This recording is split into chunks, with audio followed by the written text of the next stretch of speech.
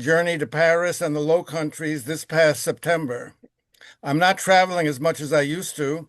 Much is due to the fact that it's getting more difficult, not because there are no longer any appealing places with traction interest that I haven't yet visited.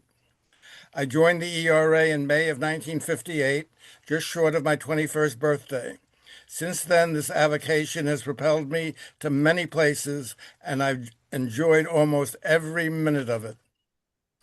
Tonight's program revolves around a trip to Paris, Luxembourg, Liege, and the four traction cities of the Netherlands, Utrecht, The Hague, Amsterdam, and Rotterdam, that I took 4 months ago with my traveling companion of late, Karl-Heinz Rober of Hattingen in Germany. We had both wanted to see the latest developments in Paris, and there was a brand new system that just opened in Liège, Belgium, plus extensions and new rolling stock in the other cities we visited, not to mention various transport museums. My wife Claire, who has gotten really tired of airports, has decided to limit traveling to short journeys. So fortunately, my children and their spouses, both now also empty nesters, had the time and desire to spend overnights with her for the period I was away. Our trip looked at streetcar operations in only selected locations. Certainly, the explosion of new systems and lines has made it difficult to do in-depth coverage when a vacation type trip, or for that matter, to put together comprehensive programs on large networks in the time allotted for an evening's entertainment. So I apologize in advance for not providing more than a glimpse of some tramway networks in this Zoom presentation. And that's why I'm calling this program a travelogue. So let's get started. I flew round trip to Europe from Newark Airport with an open jaw ticket to Paris Charles de Gaulle and return from Amsterdam Schiphol on United Airlines with basically no complications. I had gotten an email from United on September 4th for my September 6th departure, offering me a free change of flight because of expected stormy weather. But I stuck with my original plan, and fortunately, the bad weather held off until a couple of hours after our scheduled departure.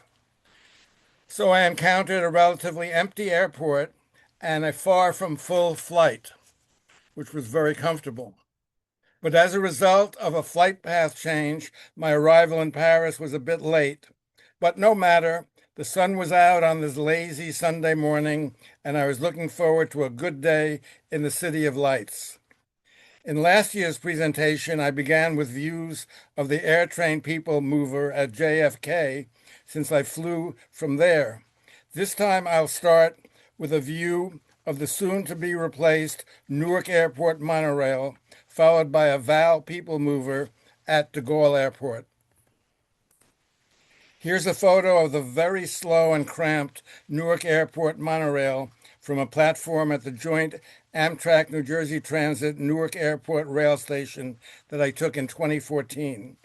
The automated system was built by the Swiss firm of Von Roll, which was noted for constructing amusement park skyrides. And so this was far from a world-class airport circulation system when opened in 1996. It was extended to the rail station in 2001. All of the other Von Roll monorails, including the one in Sydney, Australia, have been closed and torn down, but this one is still functioning, but on its last legs. Von Roll technology was sold to Atrans, which was absorbed by Bombardier, and now Alstom. The Port Authority of New York and New Jersey will replace the relatively unreliable system in 2030 with another gadget bond from a Swiss company, this time Doppelmayr, which is known for building ski lifts. The new line will be cable-driven. Well, farewell and good riddance to the old. At least the PA did a good job at JFK Airport. I rode de Gaulle's Airport VAL people mover to get from passport control in Terminal 1 to Terminal 2, where I bought a Paris airport ticket, €13, and 3 day passes, Navigo Jour at 12 euros per day for the time I'd be in Paris.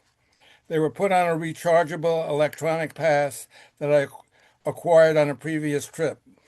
Last time in 2022, I had the luxury of using a weekly pass for 31.20 euros, but they are only valid from Monday to Sunday. So this time, since my first day was a Sunday, I needed transportation for that day as well. The automated rubber-tired system opened in 2007 and was built by Siemens and patterned after such installations at other airports, including O'Hare in Chicago, and also for light metro use in the mass transit networks of Lille, Toulouse, and Torino. Service was frequent on the double track line, so I didn't have to wait long. To me, it looks just like the automated people mover systems in many airports, US and foreign, but I suspect that there may be a difference in the technology. Terminal 1 contains an SNCF station for both commuter trains to Paris and long-distance TGV trains to points all over France. I should mention that the transportation system in the Paris region is under the control of an organization called Île-de-France Mobilités. By the way, I am not adept at foreign languages, so my pronunciation of places may be off for this entire presentation. The rail system consists of the metro, which is administered by the RATP, the Régie Autonome de Transport Parisiens, or Paris Transportation Administration, as it has been since 1949, with the remainder being part of the SNCF, the Société Nationale de Chemin de Fer Française, or National Railway System of France. Its line in the Paris area are known as SNCF Transilien. Both organizations operate portions of the RER system. Line B was opened to Charles de Gaulle in 1976 and operates two services with a combined 7.5-minute headway. Express trains with two intermediate stops take 32 minutes to reach Gare du Nord, while locals with 10 stops are scheduled for 36. Thus, you should take the first train that is scheduled to leave. They're not going to pass each other. All trains are through routed to central Paris and then to points south of the city. Because the line has two branches at each end, service through the trunk has 12 trains per hour. The facade of Gare du Nord was built in 1864. As a side note, it is the station used by Eurostar Channel Tunnel trains to London, and its initial electrification at 25,000 volts AC was accomplished in the 1950s. Paris Nord and Paris Gare de l'Est are just a few blocks apart, and we chose a hotel 2 blocks away from the latter for our 3-night stay, for the convenience of being in the center of transportation opportunities. S Station is older than Nord, having been built in 1849 and was the last to have been electrified.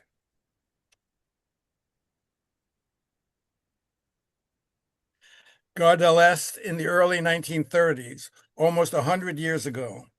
A Paris streetcar on Rue de Faubourg Saint-Martin is shown on this image from a postcard I just received from Skip Gaterman,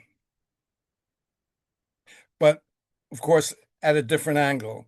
Note the trolley pole. Certain short sections of trackage in the center of Paris did not have overhead wires, and trams used a conduit system below the surface of streets for picking up electric current, much like those used in Manhattan and Washington, D.C., well in my lifetime. The two stations are truly close to each other, and our hotel was up near the top of this image. Can you see my cursor in the upper left? I hope you can. And the hotel was around here, where the cursor is right now. Note the horizontal line at the bottom of this image. It represents the elevated tracks of Line 2 of Paris's metro. This view has north at the bottom and south at the top. Passengers can get a very good look at the throat leading into Paris Nord from metro trains. Of course, there are also underground metro stations serving the complex, 5 of them to be exact.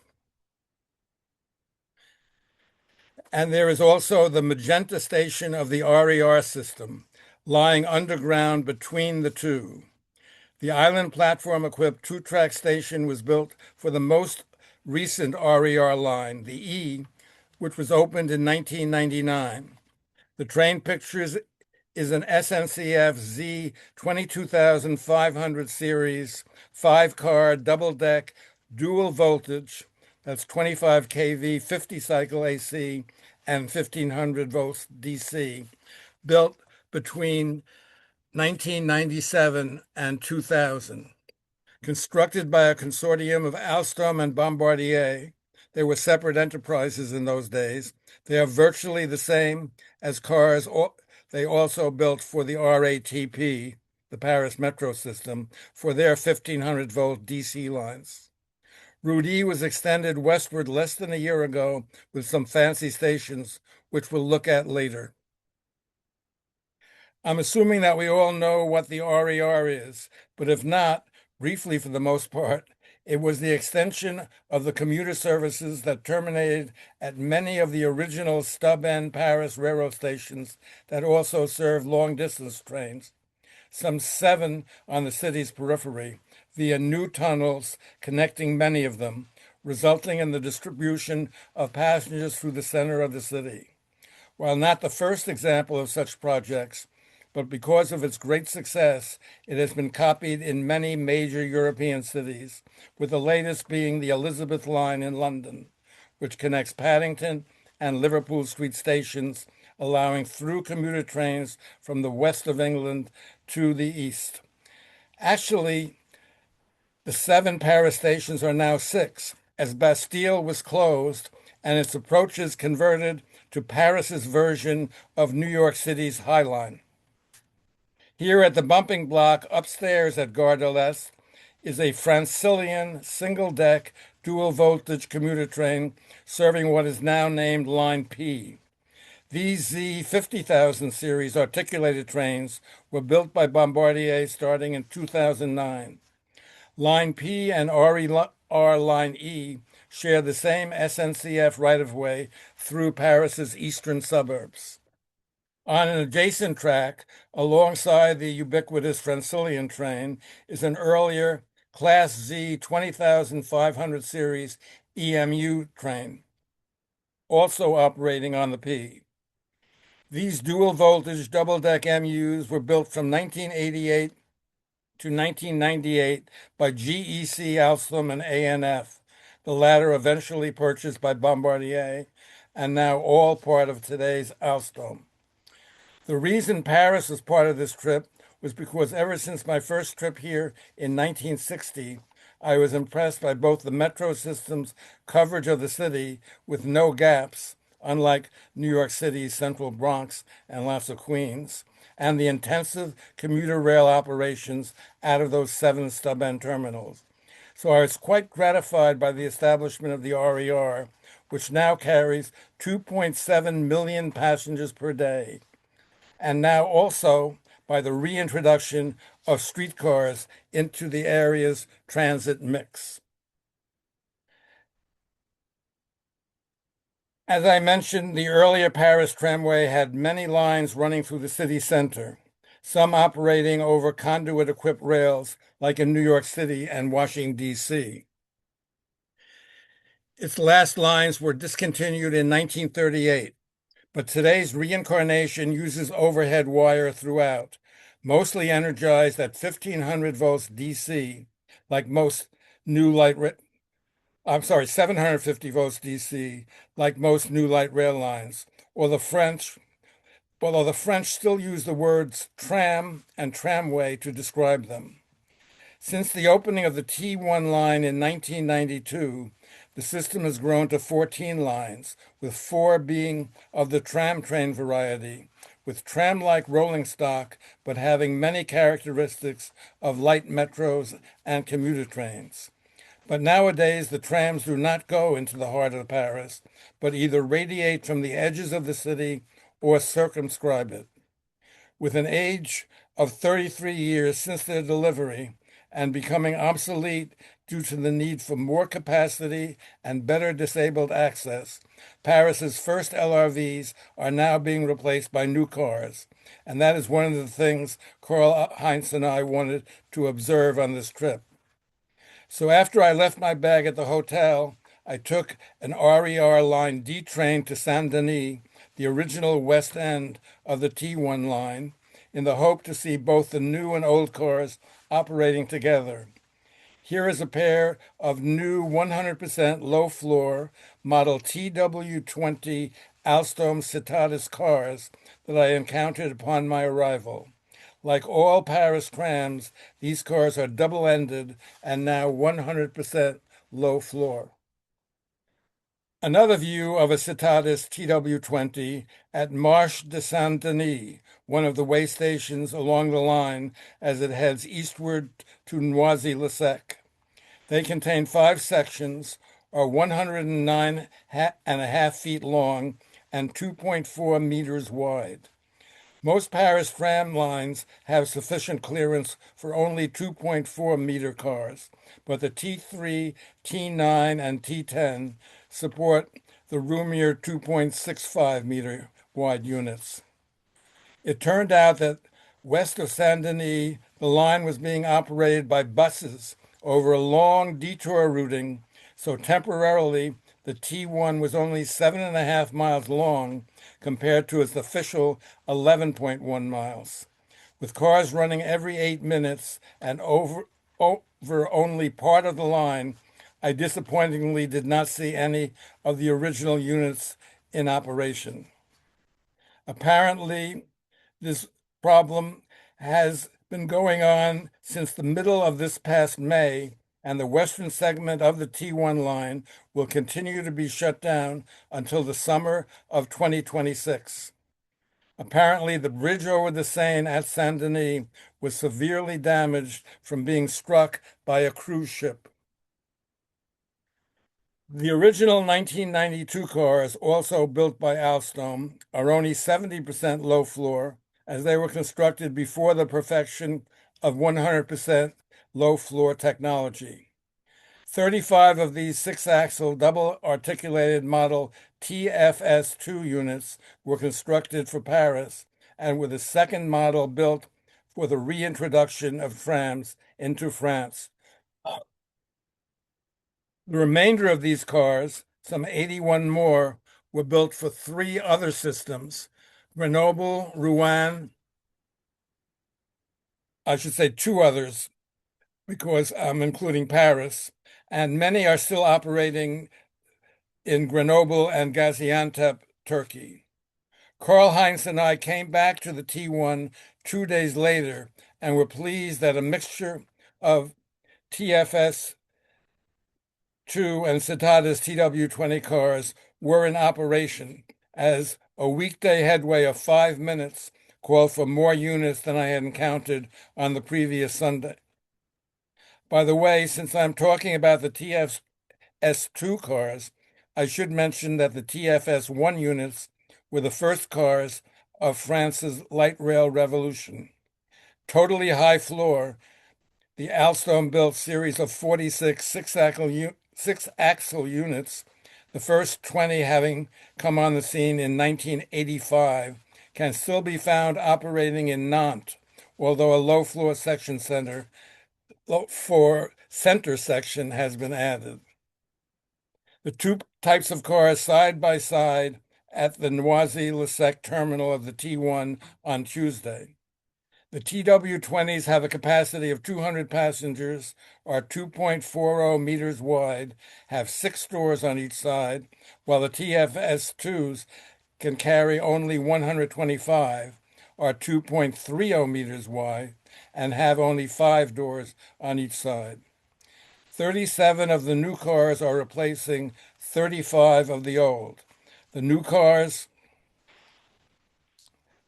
have 5 sections and are 11 feet longer than the 3-section TFSs. Thus, capacity is going up considerably, 60% on the same headways. Note the different types of pantograph. TFS 2 car 107 crosses the 67-mile-long Orc Canal on the Pont de Bondy, entering Noisy-le-Sec, a township called a commune in French, in Paris's eastern suburbs. We arrived there on RER line E. Another view of the two types side by side, this time at the Drancy Avenir stop. Note the treatment of the brake lights in the rear of the eastbound car. One last view of one of the new cars. The T1 tram line carries over 200,000 passengers every weekday. A good part of its ridership consists of passengers connecting to or feeding other rail lines, specifically metro lines at 4 stops, RER lines at 3, and 2 additional tram lines, the T5 and the T8. One of these, the T5, is a rubber-tired fixed guideway operation with a single rail embedded in pavement, which is also used for return current. It opened in 2013 and ends at the Marche de Saint-Denis stop of the T1. It uses the LOR system, which was purchased by Alstom when its manufacturer experienced financial problems. The car shown is a Translor STE3 unit made up of 3 sections and is approaching the crossover just before its terminal, where it will connect with the T1. The image was taken on Sunday morning. That line is 4.1 miles long, and it provides a very noisy and bumpy ride. It almost makes buses look good. I did not ride it on this trip, but Heinz and I rode the other rubber-tired tram line in Paris, the T6, and you'll see that shortly. Lohr Industry also built similar lines in Clermont-Ferrand, France, Venice and Padua, Italy, and a few other locations in China and Colombia. Back to Sunday, when I took the previous photo. I also rode the T8 tramway that morning because it was an easy connection from the T1 at the Saint-Denis station. It is 5.5 miles long and has 2 branches, both connecting with the T11 tram train at different stops. Opened in December 2014, it employs Alstom Citadis 302 cars that contain 5 sections and are 105 feet long and 2.4 meters wide. The inbound car seen here has just made a 90-degree right-hand turn and is at the Delaunay-Belleville stop just prior to where the line splits. The northern terminal of the easternmost branch of the T8 is at the Villetaneuse Université station, where passengers can connect with the T11. The canoe-shaped stairway at right, leading to the mezzanine level of the tram train station, seems to be architecturally unique and pleasant, but it is a bear to climb, especially on a hot day. Fortunately, that need can be bypassed by using an elevator. I did not go into the tram train station on this Sunday, as service on the T11 is rather sparse on weekends. But since I covered the 6.8-mile line back in 2018, a year after it opened, I can provide this view from the mezzanine level of the station. It shows an oncoming Class U 53,600 dual voltage, 2.65 feet wide, 4-section Alstom Citadis Dualis tram train running left-handed on its 25 kV electrified route, which is parallel but physically separate from a section of SNCF's Grand Centure circumferential freight line. which you can see at the left. I headed back to the hotel by way of the same route to check in and meet my traveling companion, who would be arriving in the early afternoon from Germany. As I approached the hostelry, I spied Karl Heinz walking toward it on the opposite side of the street. Serendipitous timing. After a few minutes settling in, we left to cover a new extension of the T3B tram line, riding the RERE line west from the Magenta stop to Port Malo.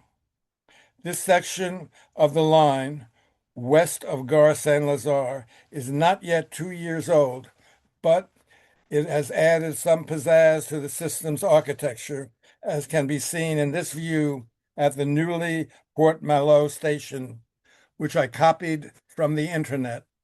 This is not my photo. Excuse me. We should have taken a better look at our surroundings instead of following the crowd getting off the train up to the surface, or we could have taken pictures like that. The equipment pictured is a train of NRG cars, the newest on the RER system. We'll see a little more of them later. After rising from below ground and turning the corner, we saw this sight of an Alstom Citadis 402 along Boulevard Gouvion Saint-Cyr. It is just one of the segments of what Parisians call the Boulevards des Marchaux, boulevards of the marshals, that encircles the city just inside the old walls and is the route over which tramway lines T3A and T3B operate.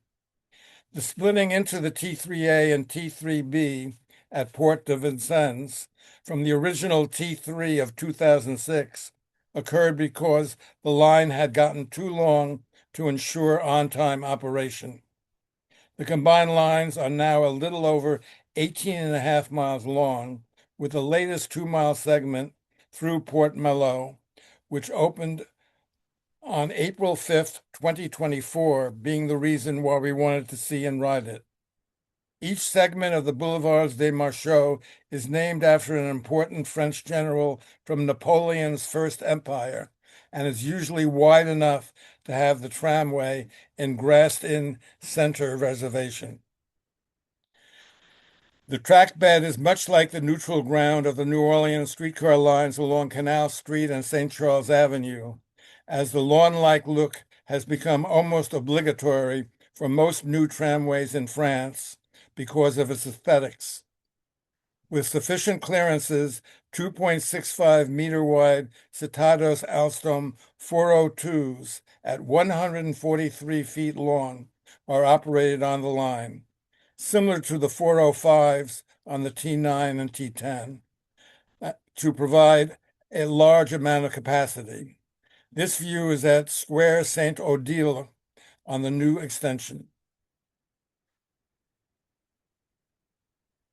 Monday morning dawned dark and cloudy, but the sky would clear up in the afternoon. This was the day we planned to ride and inspect the new T10 and T12 routes, both having opened since our last visits.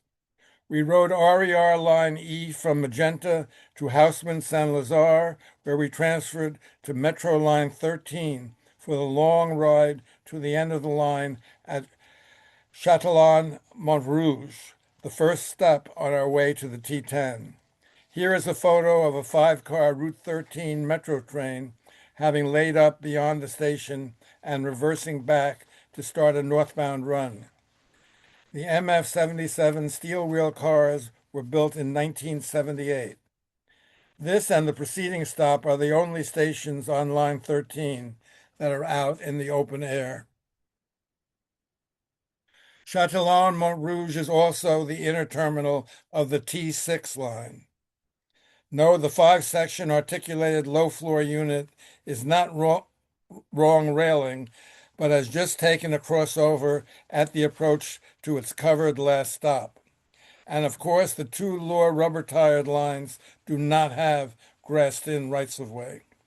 The T6 dates from 2014, 1 year after the opening of the T5, its older sister, but is more substantial in both its equipment and line length. It even has a short portion at its outer end that runs through a subway tunnel. The newer line is 8.7 miles in length, and its STE 6 cars are 152 feet long with 6 sections, compared to the T5 with a length of 4.1 miles, its STE 3 cars being only 83 feet long with just 3 sections. An inbound T6 tram on Avenue du General de Gaulle, 6 stations out of its inner terminal, approaches the Hôpital Béclair stop in the suburb of Clamart. The Translor unit has just crossed over the T10, which runs along Avenue Claude Trebignard below. This view from Avenue du General de Gaulle was taken roughly at the same spot, focusing downward at an outbound T10 LRV. The northern terminal of the suburban L-shaped crosstown line, Jardin Parisien, is just 1 station behind the LRV. And here it is, with a low-floor Alstom Citadis X05 unit ready to depart for its journey to La Croix de Berny. Wider than most R8TP LRVs at 2.65 meters, the 7-section unit is 144 feet long. The crossover beyond the terminal with 2 more of these 100% low-floor cars laying over. The 5.1 mile long line was opened in 2024. Wherever possible, the cars run on grass track. There are 13 stations, and midway headways are every 10 minutes. The eastern end of the line, La Croix de Berny. Note the substantial bumper blocks. There is a crossover out of view, and terminating cars alternate between the 2 platforms. The T10 connects here with RER Line B, whose station is a short walk away. Speaking of RER Line B, here is a view of a train of MI 79 cars photographed en route to Gare du Nord and de Gaulle Airport, taken from the southbound platform of the La Croix de Berny station. This part of the line is operated by the RATP and used to be called the Ligne de Sceaux before being extended northward from its left bank terminal at Paris, Luxembourg, under the Seine to Gare du Nord to become the second of the 5 RER lines. It remains powered by 1500 volts DC with the changeover to 25 kV AC at Gare du Nord. We rode 5 stops further south on this joint Alstom Franco-Belge-built single-deck train from 1980 to Massy-Palaiseau, a major transfer point between suburban and TGV trains. 45 years old, the production of the MU cars replacements has been delayed to 2027 at the earliest. We were heading for tram train line T12, which opened in 2023. Massy-Palaiseau is a busy, sprawling station serving RER lines B and C, cross-country line V from Versailles, TGV trains to southwest France, both originating at Paris Montparnasse station, and through trains from the north that circle Paris via Charles de Gaulle Airport, plus now the T12. It is really 3 stations with a total of 6 island platforms serving 12 through tracks connected by a long overhead walkway. In the future, Grand Paris Express automated Metro Line 18 will join the mix, coming in underground. Here is our 2.65 meter wide and 139 feet long 2-car Class U 52,600 Alstom Citadis Dualis waiting for us to board. It is almost identical to the U53,600 LRV we saw earlier on the T11, except for the power under which it can operate and the color. Both are outfitted to take 750 volts DC, but the T12 also runs under 1500 volts DC, while the T11's power comes from only 25,000 volt AC overhead. I suspect the name Dualis refers to the fact that all such LRVs are built for dual voltage operation, even if some only run in revenue service under just one form of the current. While the 12-mile-long line is not particularly scenic, it is interesting for its mix of rights-of-way. Like the T13, but even to a greater extent, it operates on mainline railroad infrastructure, left-handed along its western portion, and then later right-handed on new trackage in a suburban environment. The route also leaves the railroad right-of-way briefly to serve the station in Épinay-sur-Orge, so passengers can easily transfer to local buses. Here it is crossing under the railway, but still running left-handed in an area without crossing gates, albeit at very slow speed. Now operating right-handed here, it is on the new section of trackage at the Trait de Roma, one of the line's 16 stops. When it was part of the railway system before the LRVs were used, its eastern terminus was Juvisy. A westbound tram train leaving that stop. Note the lack of gates at the road and pedestrian crossing, unlike that of the railroad portion of the route. The eastern terminal is in the center of the municipality of Évry-Courcouronnes, about a half block away from the station of RER Line D, which is in a tunnel at that point. The yellow rhinoceros depicted on a skateboard is not advertising a product, but rather part of a public service campaign to inform pedestrians and bicyclists, and especially automobile drivers, of the power and danger of trams, as they are large, heavy, and not to be trifled with, weighing as much as 30 rhinos, which when charging cannot stop on a dime. The T12 is quite successful, and its other end will be extended over the route of the V to Versailles Chantier. Would you like the With- Coke? With the most important part of our work completed, we returned to Gare du Nord on the D and connected to the E at the attached Magenta station.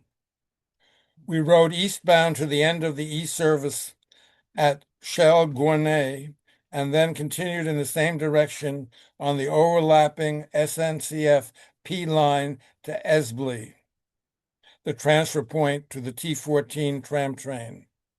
Here is a view of the Class Z 58,000 train we rode, the newest on the RER E line, built in 2023. More on those units, called NG for Nouvelle Génération, like our next-gen Acellas later. Upon our arrival at Esbly, we rushed up onto one of the two pedestrian overpasses to photograph our Francilian Z 50,000 series EMU depart, and then leisurely walked back down the stairs to the Paris-bound platform, which also serves as a single-track terminal of the new, and I say that in quotation marks, T14 tram train line. The right of way is actually not very new, and neither is the assignment of tram train equipment to what was formerly a 6-mile route-long branch of the SNCF Line P. In other words, the tram was providing service over the line well before it officially became the T14. And here is our tram train equipment laying over at the platform. Part of the pool of rolling stock that operates for the T11, which we saw before. The four-section Alstom Citadis Dualis U 53,600 LRV is 2.65 meters wide and 139 feet long, and operates relatively infrequently, being the only car on the line. With a running time of only 12 minutes each way, it easily meets the requirement of 30-minute peak and once an hour off-peak service.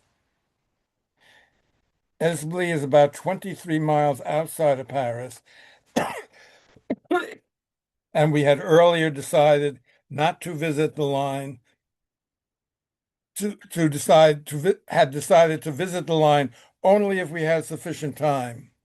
It had been built in 1902, electrified at 25 kV in 1980, and dual-powered LRVs were assigned to it in 2011 from the pool of equipment used on the T4 tram train.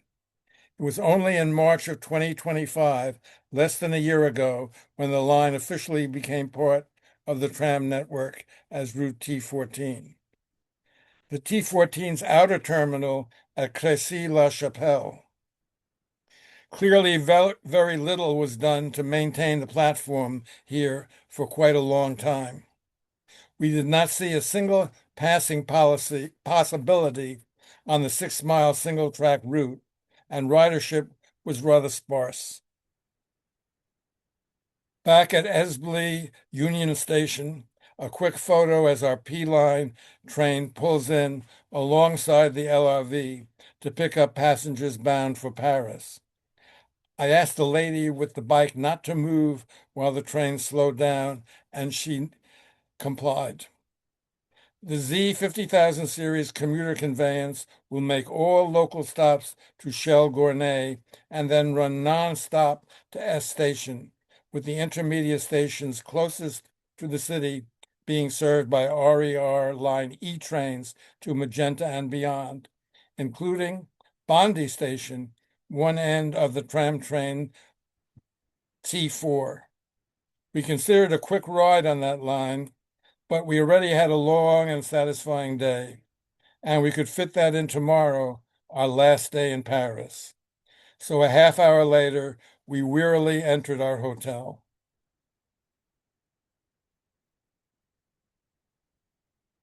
On Tuesday, we would leave for Luxembourg via Metz from Paris Est at 4:16 in the afternoon, so we stowed our bags with the hotel's desk clerk and had almost all day for rail pursuits.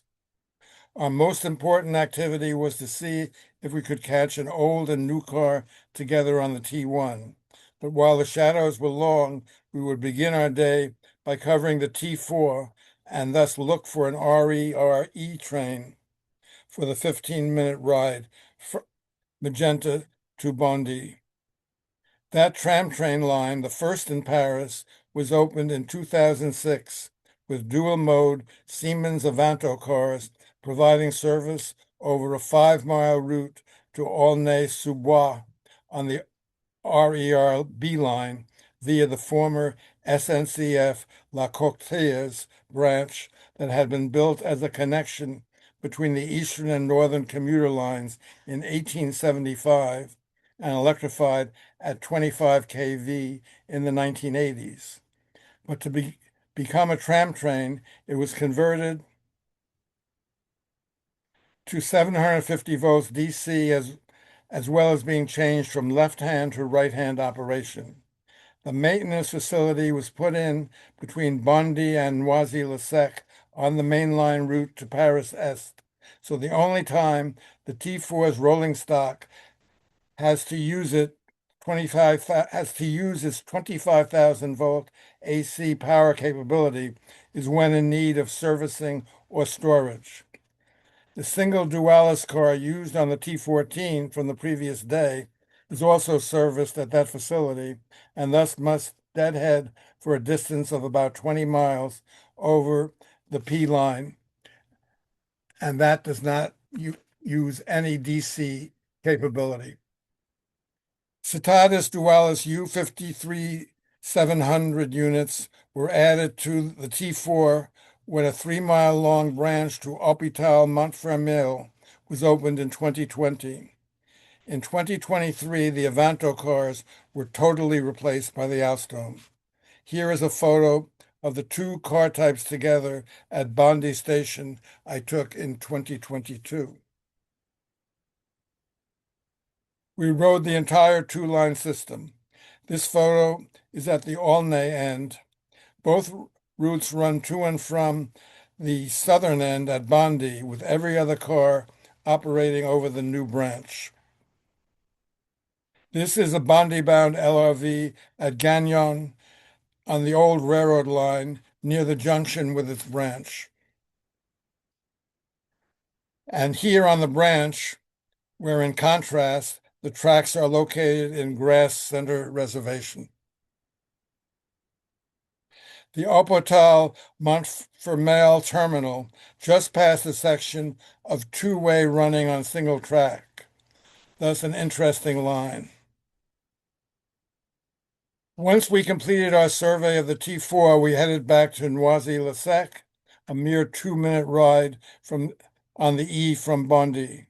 I already showed our activities on the T1, where we successfully photographed the old and new cars together. We then decided to ride the metro for a little while, especially since we wanted to see some of its newest cars and its latest extension, which is to Line 10 and includes a brand new elevated station. So we transferred from the T1 to Metro Line 7 at its La Courneuve terminal. We rode the north-south route as far as Stalingrad.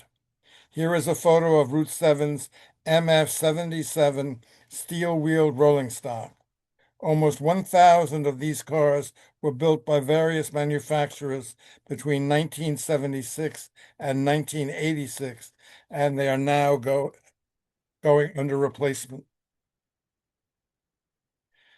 The arrangement at Stalingrad is very similar to that of New York's Yankee Stadium between the underground D line and the elevated 4. Here the latter is Metro Line 2, over which we see a train of MF01 stock leaving the elevated station, followed by one of the same class of steel wheel trains entering. Almost 900 of these units were built by a number of car builders between 2007 and 2016.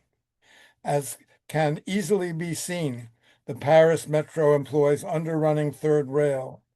I should mention that the MF prefix to the car type stands for Metro Fer, where fer means iron and thus refers to steel-wheeled cars. The other prefix is MP for Metro New, as in pneumonia, or rubber-tired.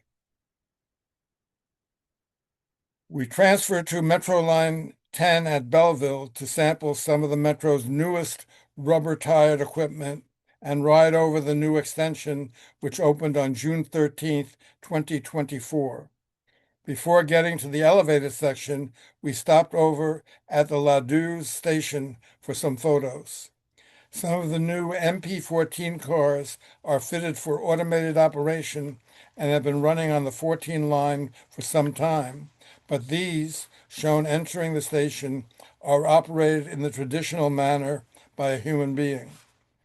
Note the vintage, traditional Paris Metro-looking tilework on the station's walls, despite it having been only opened in the past 2 years. But the entire station is not built in retro mode. This photo from the internet shows the other, more modern half of the station.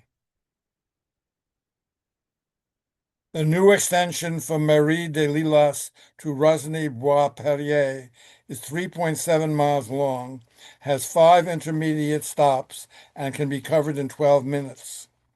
Like New York City's number 1 line between 116th and 137th Streets, it traverses a narrow valley on a viaduct, in this case surrounding the Cateau Beauclair station. The architecture of the stop tries to imitate Paris's elevated stations from the early 20th century. Here is a westbound 10 train stopping at Coteau-Beauclair, and another entering the station. The rubber tires are clearly visible. The terminal station, Rosny-Bois-Perrier, showing the rear of a departing train. The lighting of the MP14 units puts a whole red tinge on the scene. The extension brought the eastern end of the line to a new connection with RER Line E, to which we transferred via this stairway through an underground passageway. With all the talk of tram trains, this sign could be a reaction, perhaps supported by union officials, indicating that a real train is a train. Our train of Class Z 20,500 double-deck cars from 1988 duly arrived, and while aboard we realized that we had sufficient time before our TGV to Metz to continue past Magenta and ride as far as La Défense, where we should be able to observe another architecturally impressive new station like the one we used 2 days earlier at Port Melun on the same line. Paris's skyscraper district of La Défense has rightly become a major hub for rail transportation since the start of its creation in 1958, just across the Seine at a point where the SNCF main line to the northwest from Saint-Lazare station branches out in many directions. It was powered by steam and third rail at that time, but soon was dieselized, with the third rail replaced with 25 kV AC overhead electrification. RER Line E reached that point in 1970, with Metro Line 1 coming in 1992. It has since grown to 72 buildings, of which 61 are over 20 stories high, and has added Tramline T2 and now RER Line E. With its 500 companies employing 180,000 workers, 50,000 residents, 2,600 hotel rooms, and 150 restaurants, it is certainly a rail traffic generator. The E, being the latest addition with 4 tracks, is relegated to the lowest level in the complex, 4 levels down from the surface, and is reached by a plethora of stairways, elevators, and escalators. Here is the view from one bank. This photo from track level shows that there is also a mezzanine at the stop.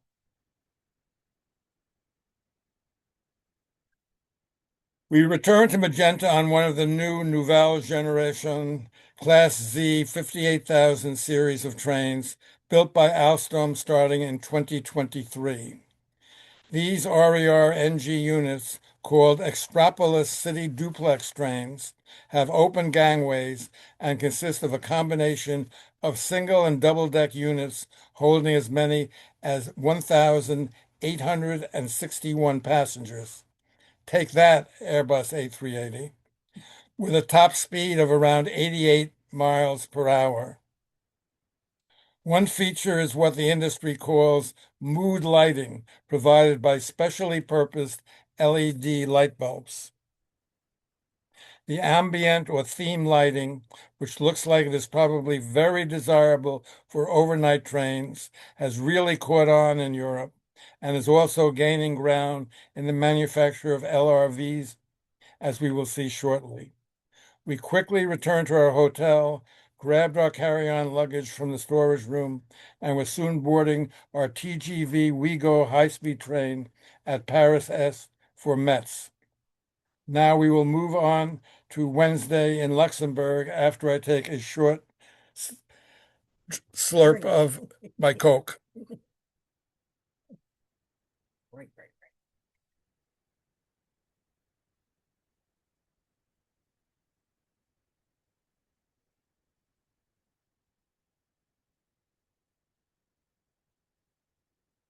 Under normal circumstances, there would be a through there would be through TGV trains from Paris to Luxembourg City via Metz, a distance of about 230 miles. But scheduled summer track work within the Luxembourg area was still in effect, which meant we would have to ride a bus from Bettemberg, some 8 miles south of downtown, to the railway station, as TGV service was cut back to Metz, 175 miles from Paris. Our fast train made the run to Metz on time at an average speed of 100 miles per hour.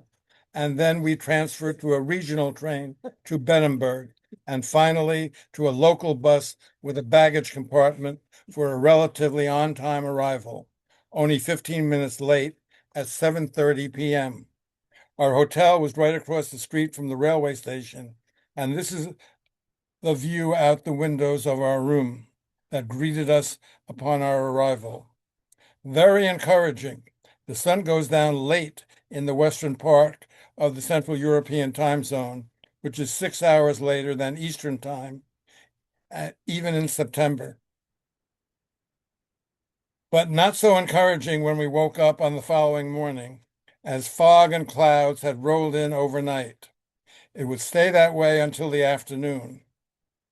Luxembourg is very small, but a prosperous country, with a land area only about 1,000 square miles, 2/3 the size of our smallest state, Rhode Island. Its capital has a population of just under 140,000, putting it in league with Elizabeth, New Jersey, and Stamford, Connecticut, while the entire nation has only 680,000 residents, about the same as Vermont, our second least populated state. Its constitutional monarchy can best be described as a liberal democracy, and is host to many European Union institutions similar to Brussels and Strasbourg. Like Switzerland, it has a number of tongues, but in this case, because of its location, you hear its official languages of French and German, plus its own Luxembourgish, which is a little like German. Its red, white, and blue horizontally striped flag is almost identical to that of the Netherlands. Karl-Heinz and I visited Luxembourg in the summer of 2018, right after the Luxtram light rail system was inaugurated, which was on December 21st, 2017. Since then, the city's single tram line has been extended several times and now serves the airport, the city center area, and a sports complex south of town. Its initial 3-mile length utilized a combination of overhead and battery power, operating from Lux Expo to Staraplatz, past a number of institutional traffic generators along Avenue John F. Kennedy in the Kirchberg district. The airport is here. Here is Lux Expo, the start of the original line. Down here is Staraplatz, where it ended, and now the extension through downtown, past the railroad station, and down to the stadium. Now, since March 2nd, 2025, the line is just short of 10 miles long. Here we are at Luxtram's southern terminus. The system is served by 33 CAF Urbos 3 100% low-floor LRVs. The 148-foot long and 2.65-meter wide cars contain 7 sections and operate both from 750-volt DC overhead and from stored electricity in onboard supercapacitors, which is gained from plates at track level while they stop at stations on the line's 2.2-mile-long wireless section. Here is a view at Liege Bahnhof station, south of the city center, where alternate trams turn back. Service is very frequent with trams on the busiest section of line between this station and Lux Expo operating every 4 minutes on weekdays and every 5 on Saturdays and Sundays. 8 to 10 minute headways operate over the entire line. The tram is pulling into a layover platform for short-term cars. This photo shows the modernistic lighting of the rolling stock, which is immediately apparent after boarding. In Luxembourg, the so-called transparent and luminous colors are supposed to, quote, to provide a distinctive riding experience, unquote. Instead of the colors coming from LED lights as on the Paris area MUs, here tinted glass panels on the upper portion of the doors do the job. The panels come in 6 different colors, specifically from one end to the other: dark blue, purple, orange, green, and light blue. Publicity material states that, quote, soft shades awaken the senses and reinforce the identification of the doors. By day, the inner harmony changes according to the natural light that varies. At night, the interior lighting is diffused outwards by colored keys, unquote. The explanation sounds good, but I don't think it really works. I made a valiant attempt to illustrate the colors in this photo, but it's hard to see them in normal outdoor scenes. Anyway, here is a green car segment and a purple one. If you like pastel shades, you're probably in heaven. The upholstery, however, does not change color.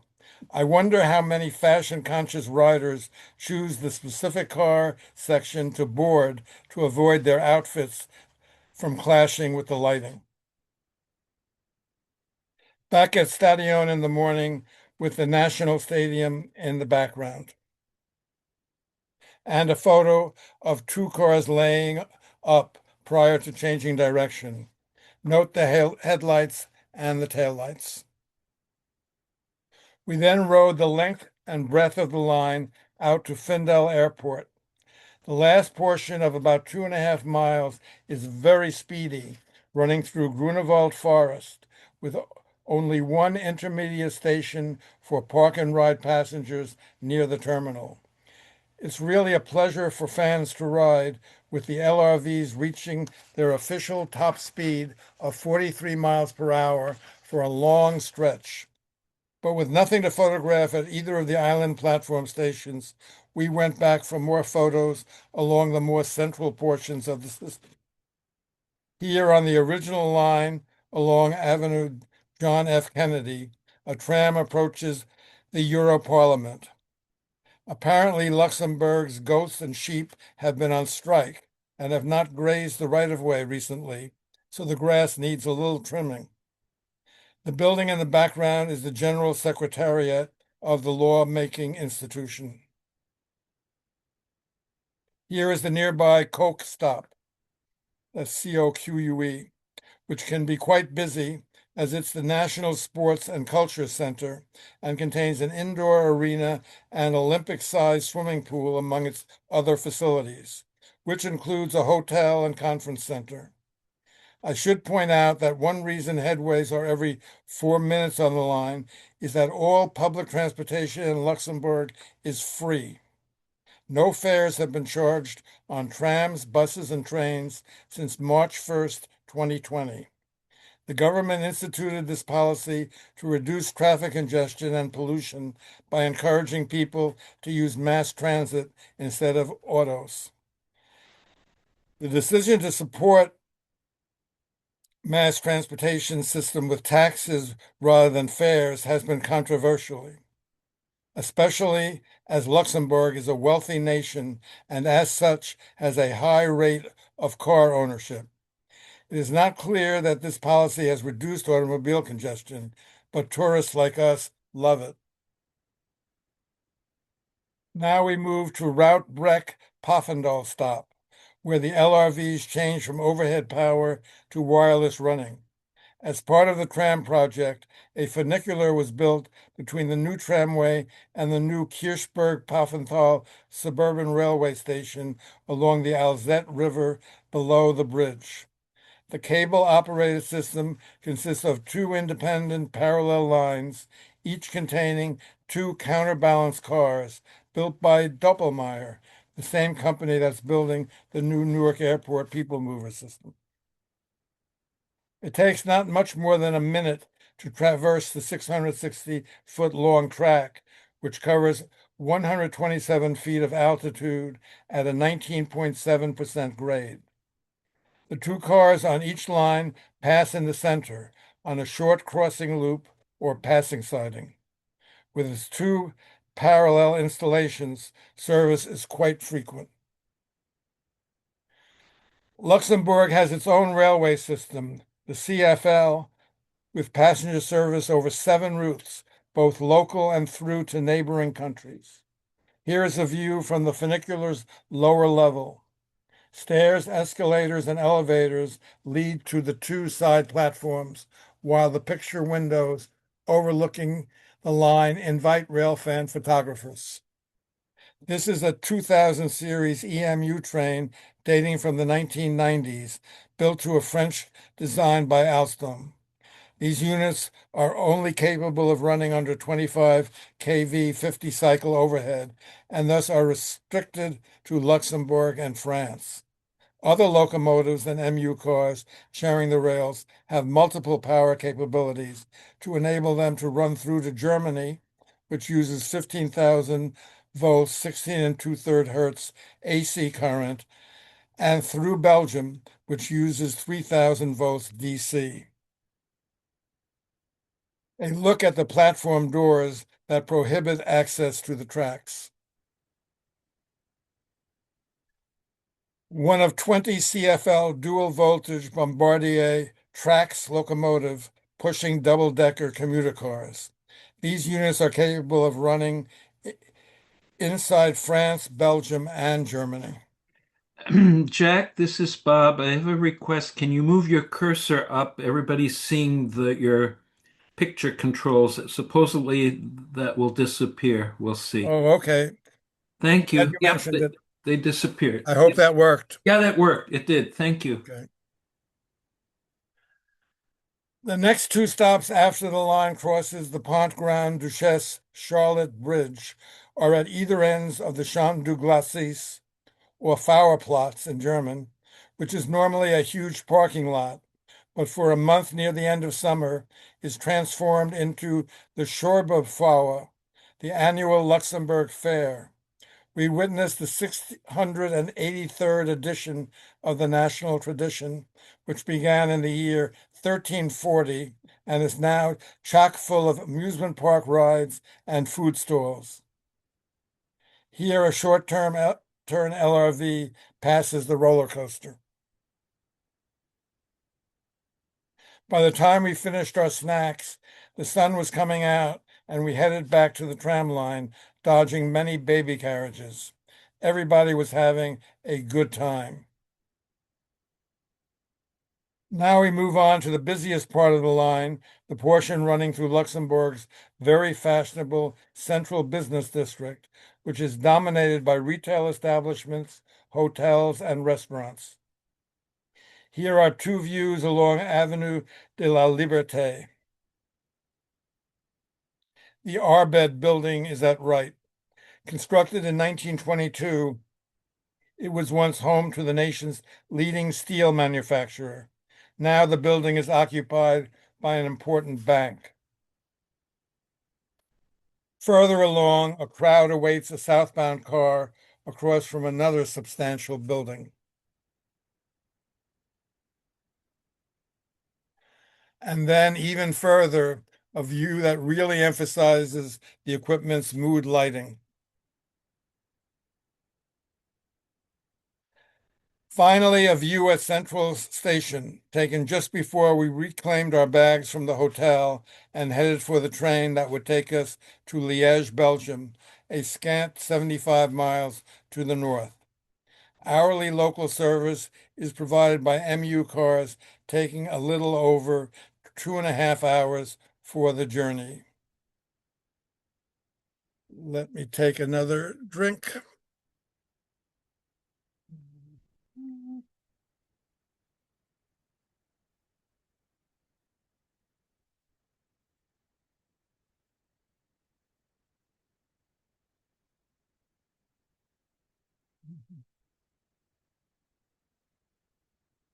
In addition to having a new modern tramway, Liège is now Santiago Calatrava City.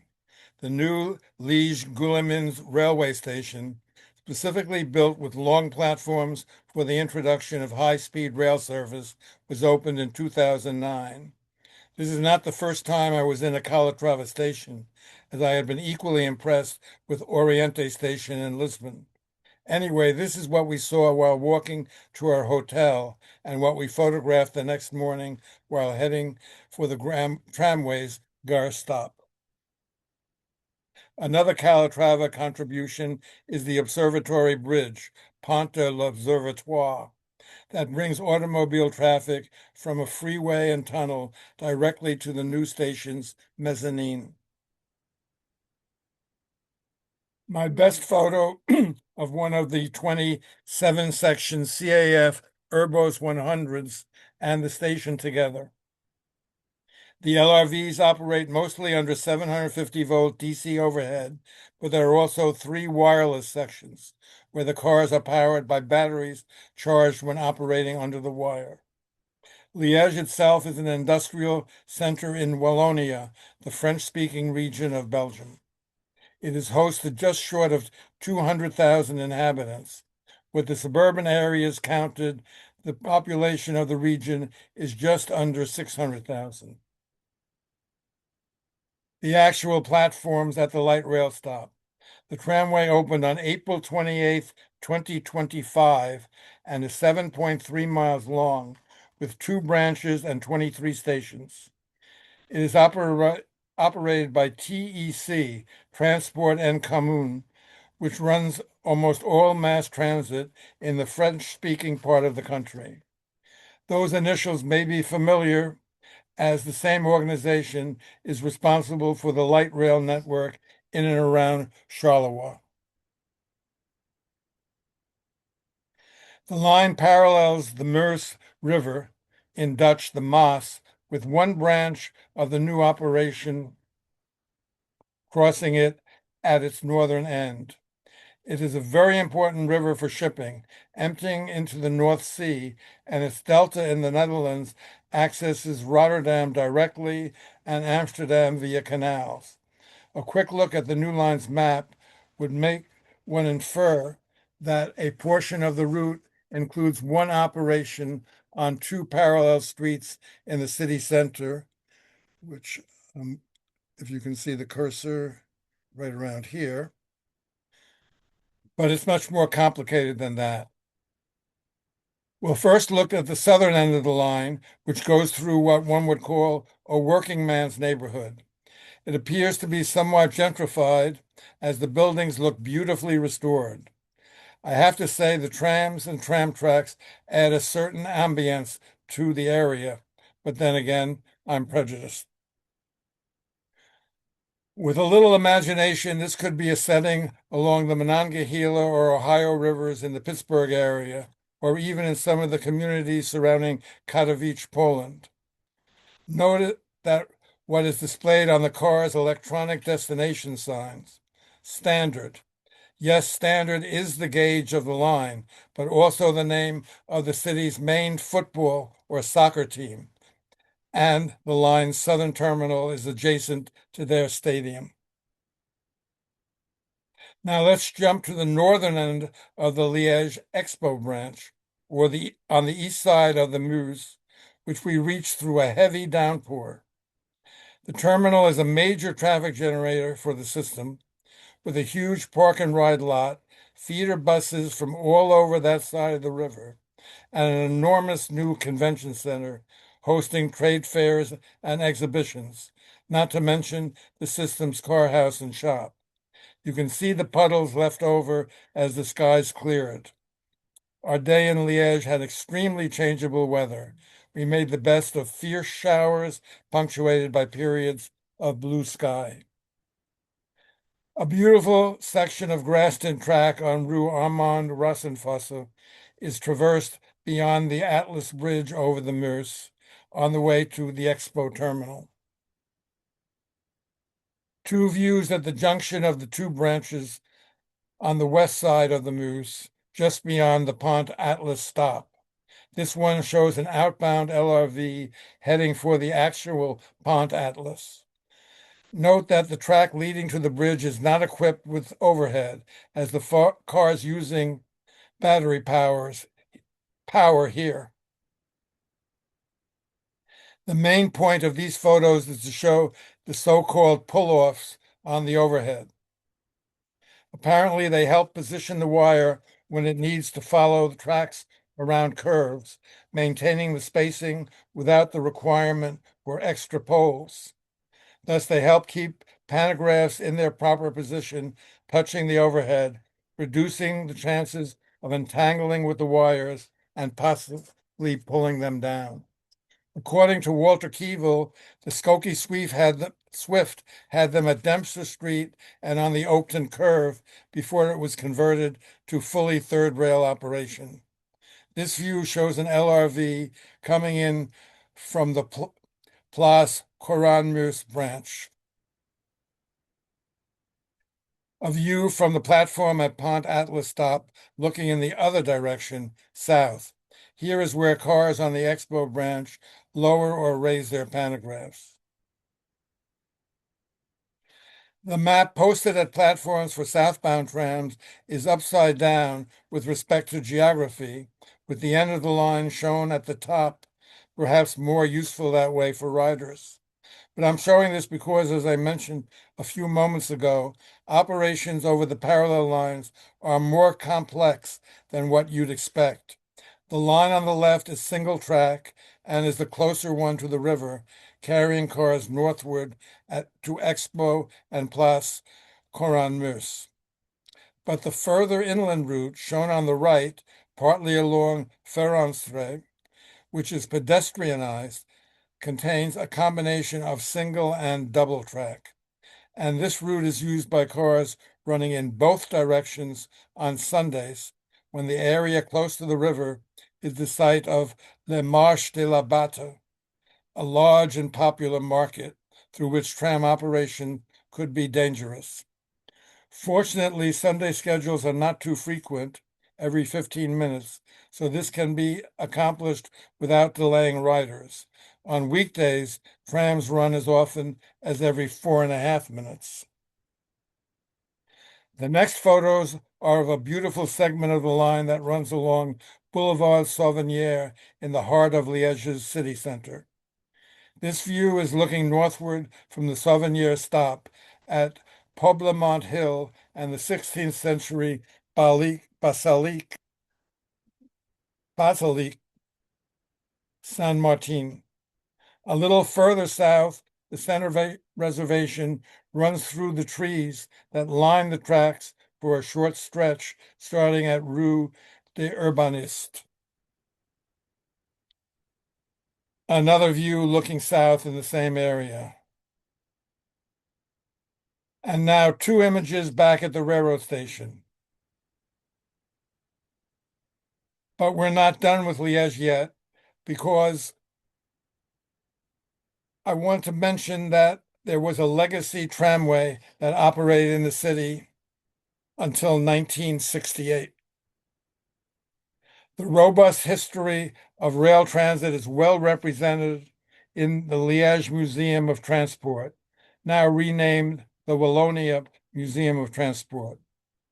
Located in a former car barn, it's a short bus ride from the railroad station and from downtown, which gave Karl Heinz and me a chance to visit it, and we were glad we did.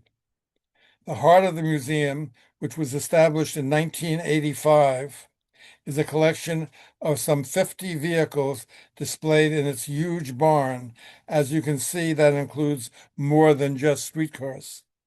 Unfortunately, Or actually, fortunately, in the long run, the museum was undergoing extensive reconstruction, and the six cars usually exhibited outside were unavailable. But there was plenty to see indoors. Let's first take a look at 1076, one of the museum's most prized possessions. It's an ex-vicinal 060 tank steam tram built by Grand Hornu in 1920. This coal burner was restored cosmetically and no longer has wheels. The builder's plate. There are several of this variety that operate in other museums, as the non-electrified portion of the SNCV network was extensive. Staying with non-electrified power, here is AR-93. AR stands for Auto Rail or Motor Car, and this unit was built for the Vicinal in 1934. Number 10112, next to the diesel motor, is signed up for the last route the SNCV operated in Liege.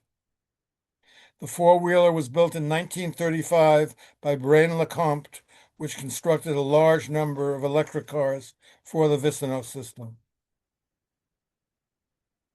SNCV S-Class motor car 10063, built in 1956. These standards provided service during the period the rail system was being wound down, with most lines being converted to buses. I rode in many of these cars on earlier trips to Antwerp, Brussels, and Charleroi.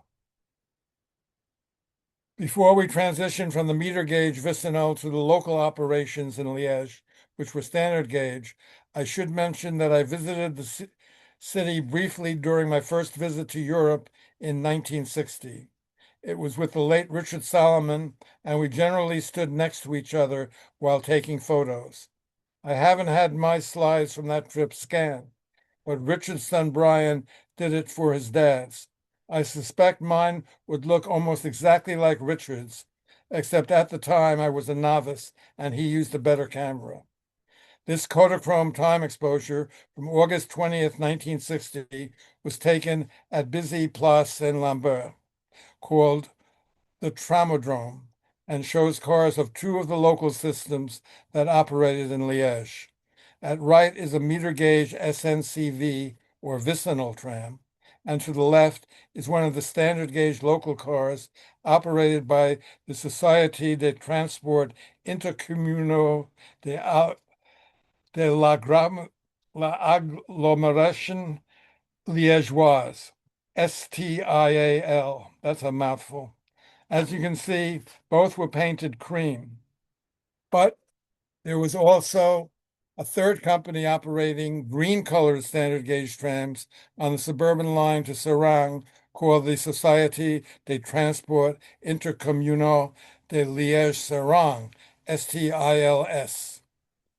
So, Richard and I Jack, actually rode that line. Jack, the different colors on the head signs, did they correspond to the companies or to the routes? I'm sorry, could you repeat that? Sure. The 61 is red, the number 5 is white. Was that distinguished by route or by company, or is that random? Um, I think each company had used different colors for different routes. Okay, thank you. It was a question from Gregory Katz. Thanks. The last vicinal tram operated on December 23rd, 1961, the last local line on August 31st, 1964, and the final car to Serang on April 30th, 1968. But as you just saw, much to the chagrin of the anti-tram forces, this mode in modern guise came back on April 28th, 2025. Thanks to Andrew Beach for supplying the dates. We stayed at a pension on a street with tracks that evening, and this is what could be seen and photographed from our room's window. I don't remember if we were kept up by the traction sounds, but if we were, I'm sure we didn't mind. Andrew also indicated that the 177 was one of the last batch of streetcars built for the city system. Numbered 169 to 193, they were built by Baum and Marpent of Haine Saint-Pierre near La Louvière in 1930. They each had two ACEC 75 horsepower motors, a level of power dictated by Liege's steep hills outside of downtown. And the last car of the STIAL series, number 193, has been preserved in the museum. It's a good example of the type of four-wheelers used until the end. Now for two examples from Liege's other tramway, the STIL, which was merged with the STIAL in 1964, very close to the end. The green cars were very distinctive in a country where most trams were painted cream. Single truck car number 51 was built by Nivelle in 1926. On the other hand, number 321 is more like the car I remember riding in 1960. This, the most modern car I ever saw in Liège prior to the new LRVs, was built by Le Bourgeois in 1934. The companies that manufactured these last two cars merged in 1956 to form La Bourgeoise at Nivelle, which built most of Western Europe's PCC cars. Known later as BN, it was acquired by Bombardier in 1988. The museum also has a nice collection of cars from Verviers, a city of about 55,000 that is less than 20 miles from Liège. Liège has over 3 times as many folks. Verviers' meter gauge tramway quit on the last day of 1969, and I made an ill-fated attempt to ride the last lines 2 years earlier while living in the Netherlands. Ill-fated because I stopped there on a Sunday, and by then the trams were resting on the Sabbath in favor of buses. Their cars are quite similar to Liège's, having been constructed in the same era. Here is number 72, a four-wheeler built by Nivelle in 1900. Number 57 is a little newer, manufactured in 1912 by a company in Goderville that eventually was acquired by Société Franco-Belge. You may recall that that is the company that built many of the metro cars for Atlanta's MARTA. I should also mention that the SNCV also operated 2 lines in Verviers, which shared trackage with the local tramway. Here's a photo from when it was new, courtesy of Wikipedia. On my failed 1967 trip to Verviers, I also visited Aachen, Germany, which was on the border of both Belgium and the Netherlands, a city that was also in the process of replacing its trams with buses. The company had operated trams connecting all 3 of these countries well into the post-war period. Aachen's name in French is Aix-la-Chapelle. So with the German city only being 22 miles northeast of Verviers and 30 from Liège, it is only natural that the museum also contains some trams from there. And those are some of its most interesting cars. Here is number 1006, manufactured by Wagenfabrik Talbot in 1956. Talbot, a local Aachen car builder, later created the Talent diesel rail car, which became very popular in Europe and even introduced service on Ottawa's O train in Canada. The company was acquired by Bombardier in 1995. It is highly likely that I rode in one of the 11 meter gauge units produced by the company on my visit to Aachen, whose last line closed in 1974. It is interesting to note that many of the trucks of these cars were purchased by the Snaefell Mountain Railway on the Isle of Man after the closure and now still run under its cars. Talbot also built this Aachen four-wheeler. Number 2603 was constructed in 1926 and continued in operation until 1969, fortunately remaining on the property until the end. Aachen number 70 is the museum's only horse car. It's actually a replica built by the transit system in 1950 from an old REKO or RECO trailer car and used until abandonment for various parades and other events. Finally, the museum is home to this very odd car. It is the prototype vehicle for an automated metro that was planned for Liège in the 1980s. It was built by La Bourgeoise at Nivelles and briefly operated on a test track north of Charleroi that included an underground station.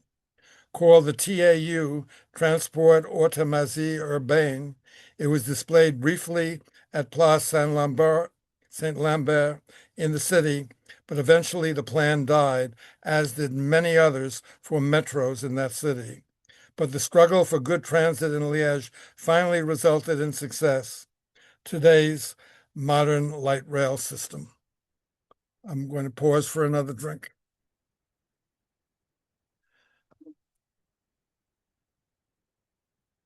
And I've got to switch.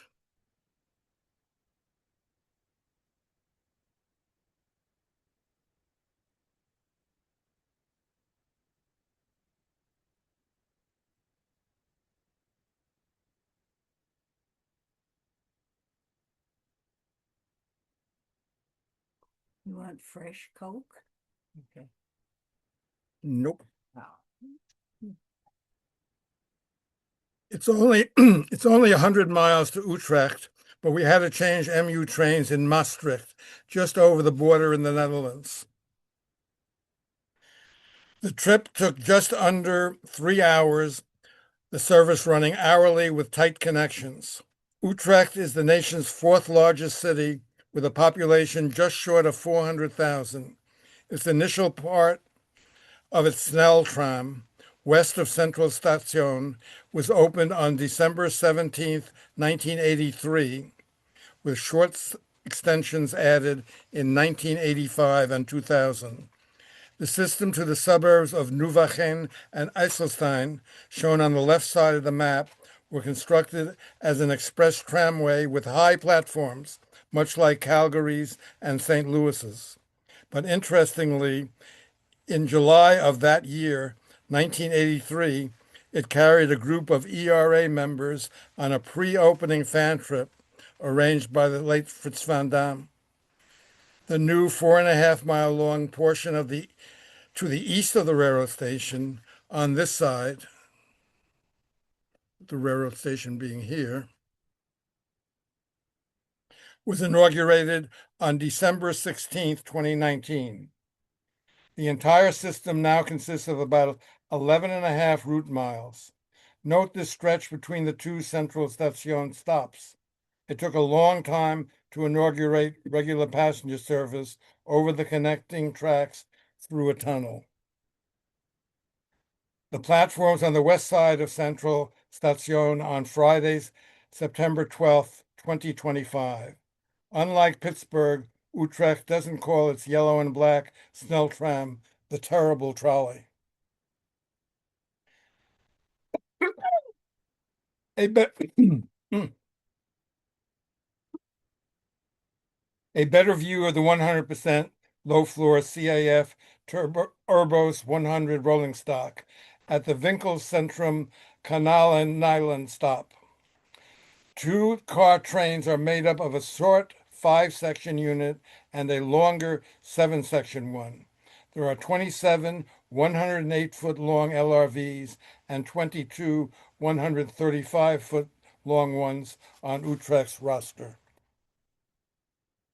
A view at one of the stations prior to July 2020, when the current low-floor units replaced the original SIG Werkspoor fleet of high-floor cars. The stops have very simple furniture, which includes ticket machines. A pair of CAF Urbos passing each other at the Nieuwegein city stop. The tracks of the two branches split right behind the photographer. Nieuwegein South is one of the terminals, alongside one of Utrecht's ubiquitous canals. Here is the same place in 2009 with the original cars.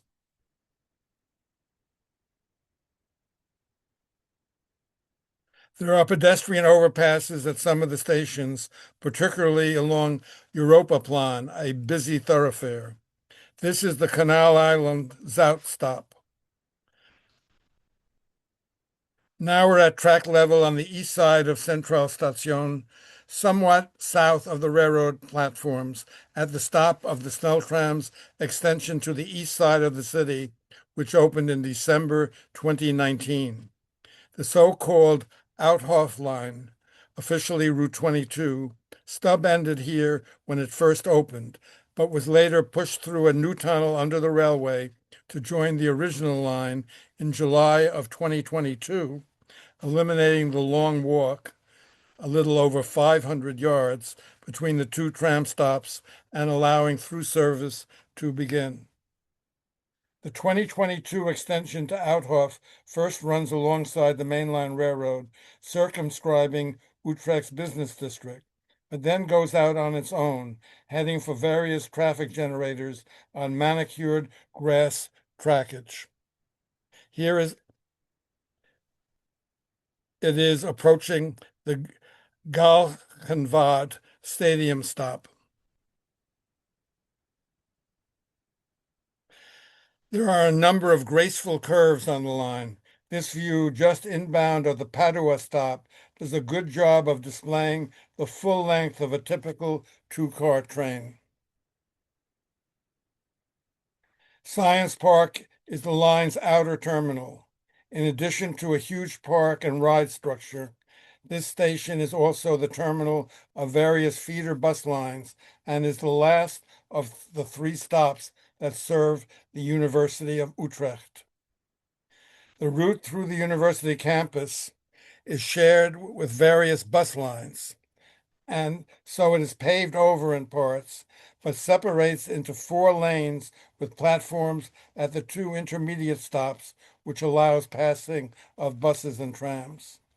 This is a view looking outbound from the pedestrian overpass at the UMC Utrecht station, showing how the lanes for buses and trams separate and converge. Late in the afternoon, we took leave of Utrecht and rode one of the frequent EMU trains to The Hague, where we would stay for the next 3 nights, me for 4.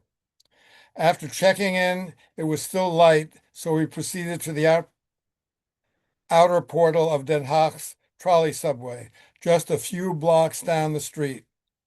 The high-floor 3000 series GTL8s are the oldest trams in revenue service here and will be replaced as soon as enough of the 62 new Stadler Tina cars start going into service. I was hoping some would already be running, but it looks like that won't happen till early 2026. Oh, we're already in early 2026 now. 4 lines use the subway. 2 are regular streetcar routes, the 2 and the 6, while the other 2, the 3 and the 4, are Randstad rail routes, which are regular tram lines on this side of the tunnel, but interurbans on the other.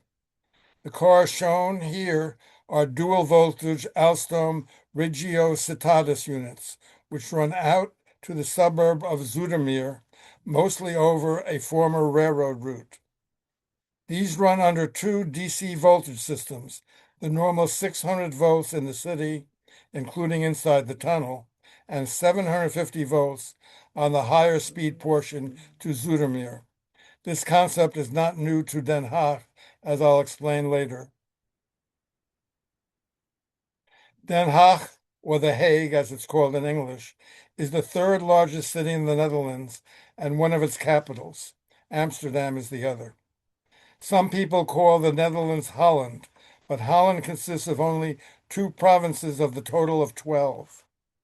However, North and South Holland have almost 40% of the nation's population. The Hague itself has a population of about 560,000, with its metropolitan area being home to about 1 million souls. Trams and buses are operated by the Haagse Tramweg Maatschappij, or the Hague Tramway Company, HTM, which operates 13 standard gauge lines over 68 miles of route.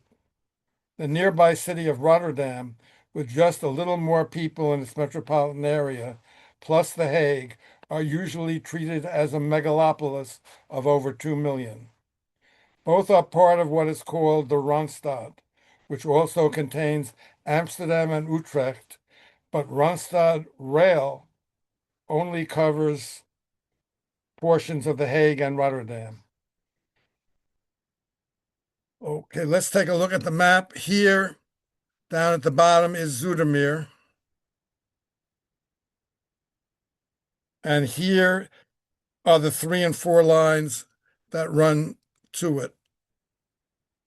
Another line shown here in very light gray, and you can see my cursor over there, is the Randstad line to Rotterdam, which is a branch of its metro system sharing those tracks. Here's the North Sea at the top of the map in an area called Scheveningen, which we will see later. And here is Cape Town, where my family lived in 1967 and 68. It is now served by Tram Route 3, one of the Randstad lines, but in those days, Route 3 did not run this far, so we had to settle for bus service. The Hague part of this presentation contains photos I took this past September of both regular and heritage operation, but it also includes slide images from my first trip to the city in 1960. But they're not mine, as I haven't had them scanned. They are the work of the late Richard Solomon, as I mentioned before on the Liege portion of this program. They would be a great deal like mine, as we were generally standing right next to each other.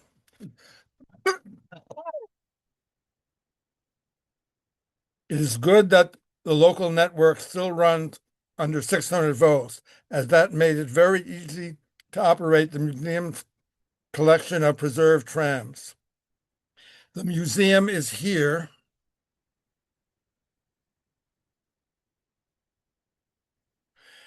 In the old Frans Halstraat car house at the Wouvermanstraat stop of routes 9, 11, and 12, and the end of the special heritage service that Karl Heinz and I rode is here at Kirkplain.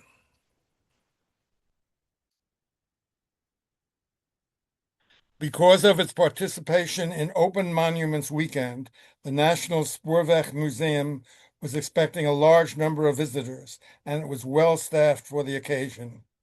We start our coverage of the museum with HTM car 36. This classic four-wheeler was one of 81 extensively rebuilt in 1930 from trams that were originally manufactured in 1905 by Werkspoor. It ran in revenue service until 1960. Single truck car 265 was among 30 built by HAWA in Hanover, Germany for the HTM in 1920.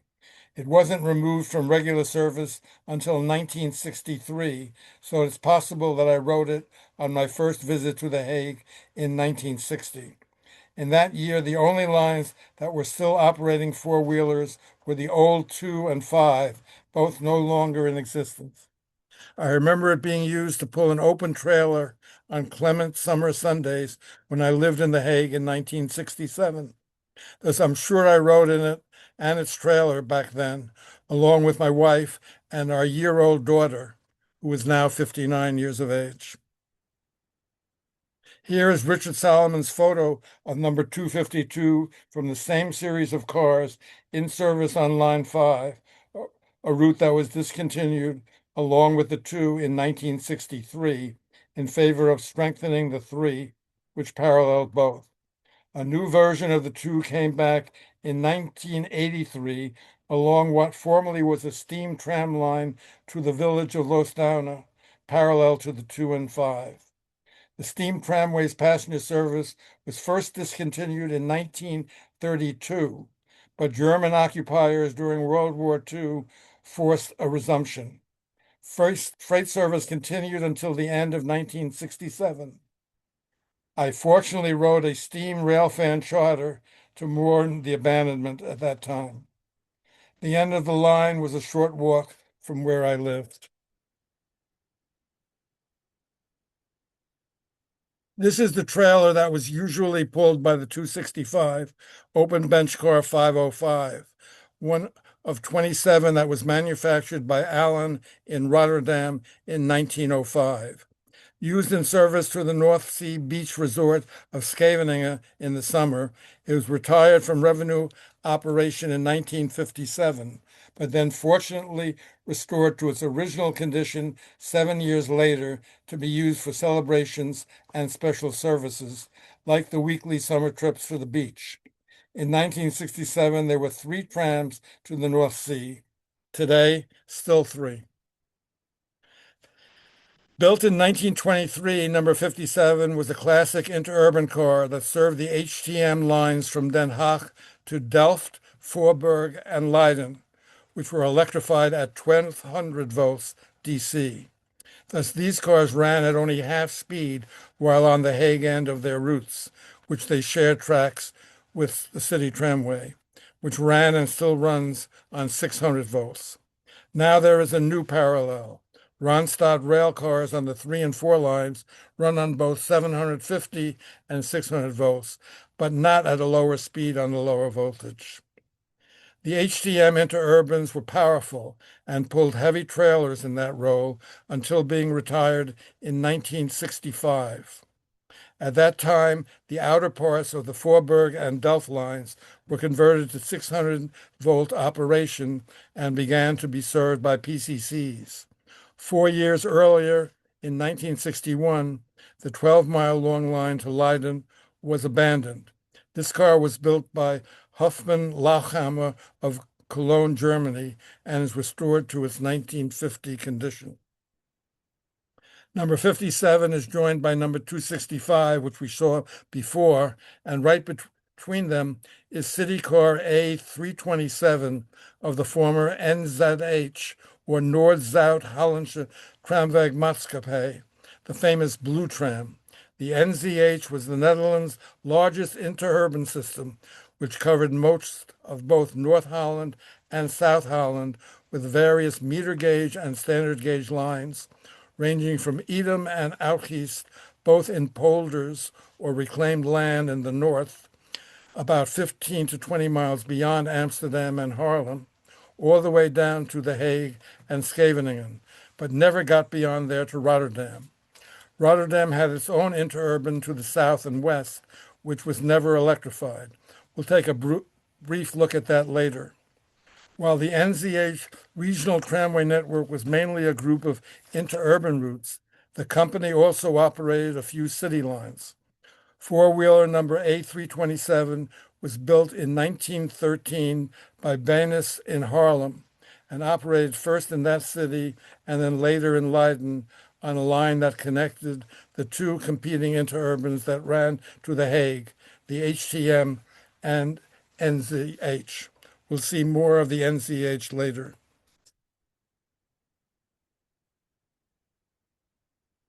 The museum's display of models for the open house. Now we go to one of my favorite subjects, The Hague's love affair with American-style PCC cars. At the end of World War II, Europe's tramways were worn out, and most operators had little previous experience with modern rolling stock. At that time, many car builders wanted to produce technically advanced equipment, but went in different directions to accomplish that. Belgium's La Bourgeoise felt it could succeed by not reinventing the wheel, so instead obtained a license from the Transit Research Corporation in the US to use PCC technology in Western Europe. We don't have time to go into the history of European-built PCCs here, but suffice to say that the excellently engineered American technology we all know about also found a home in Eastern Europe, where Czechoslovakia's Tatra originally obtained a license in 1948, but stopped paying royalties almost immediately due to the Cold War. Thus, La Bourgeois began building single units, and let's go back, in a body style similar to our all-electric PCCs of the time for Den Haag, while employing a more European-looking design for Brussels. These were the two cities that bought the largest number of conventional single-unit PCCs, 171 from 1951 to 1971 for Brussels, and 234 between 1949 and 1975 for Den Haag. A number of other cities in Belgium, the Netherlands, and France also bought PCCs from La Bourgeoise. The museum has several models of the version built for Den Haag. Number 1022, shown in the previous picture, was poised for its departure on the day's scheduled circular tours. Actually, it was the first car we saw upon reaching the museum on Saturday morning. Cars 1001 and 1002 were the first delivered to Den Haag in 1949, and their bodies were actually built by St. Louis Car using a base design then under construction for Detroit. They had no center doors for exit and could not make schedules. As a result, the two were rebuilt to remediate the problem and ended up looking like the later constructed 1300 series cars. Number 1001 and 1002 operated with cars 1003 to 1024 on Route 6. And whenever I went out to do some riding and photography, if there was a gap between cars, I knew the next one would be either the 1001 or 1002. The 1003 to 1024 series of 22 cars, with center doors for exit in addition to the rear doors, were built entirely by La Bourgeoise and came on board in 1952. They were renovated from 1969 to 1972, and among the changes, the standee windows were enlarged. They were taken out of service in 1981, having served faithfully for just short of 30 years. The 100 1100s and 40 1200s were built in 1957 and 1963, respectively. Gone were the standee windows and small side ones. Their replacements brought forth an airy look, both inside and out. The 1100s were renovated between 1974 and 78 and emerged in the HTM's new PCC yellow color scheme. They continued to be operated in revenue service until 1993.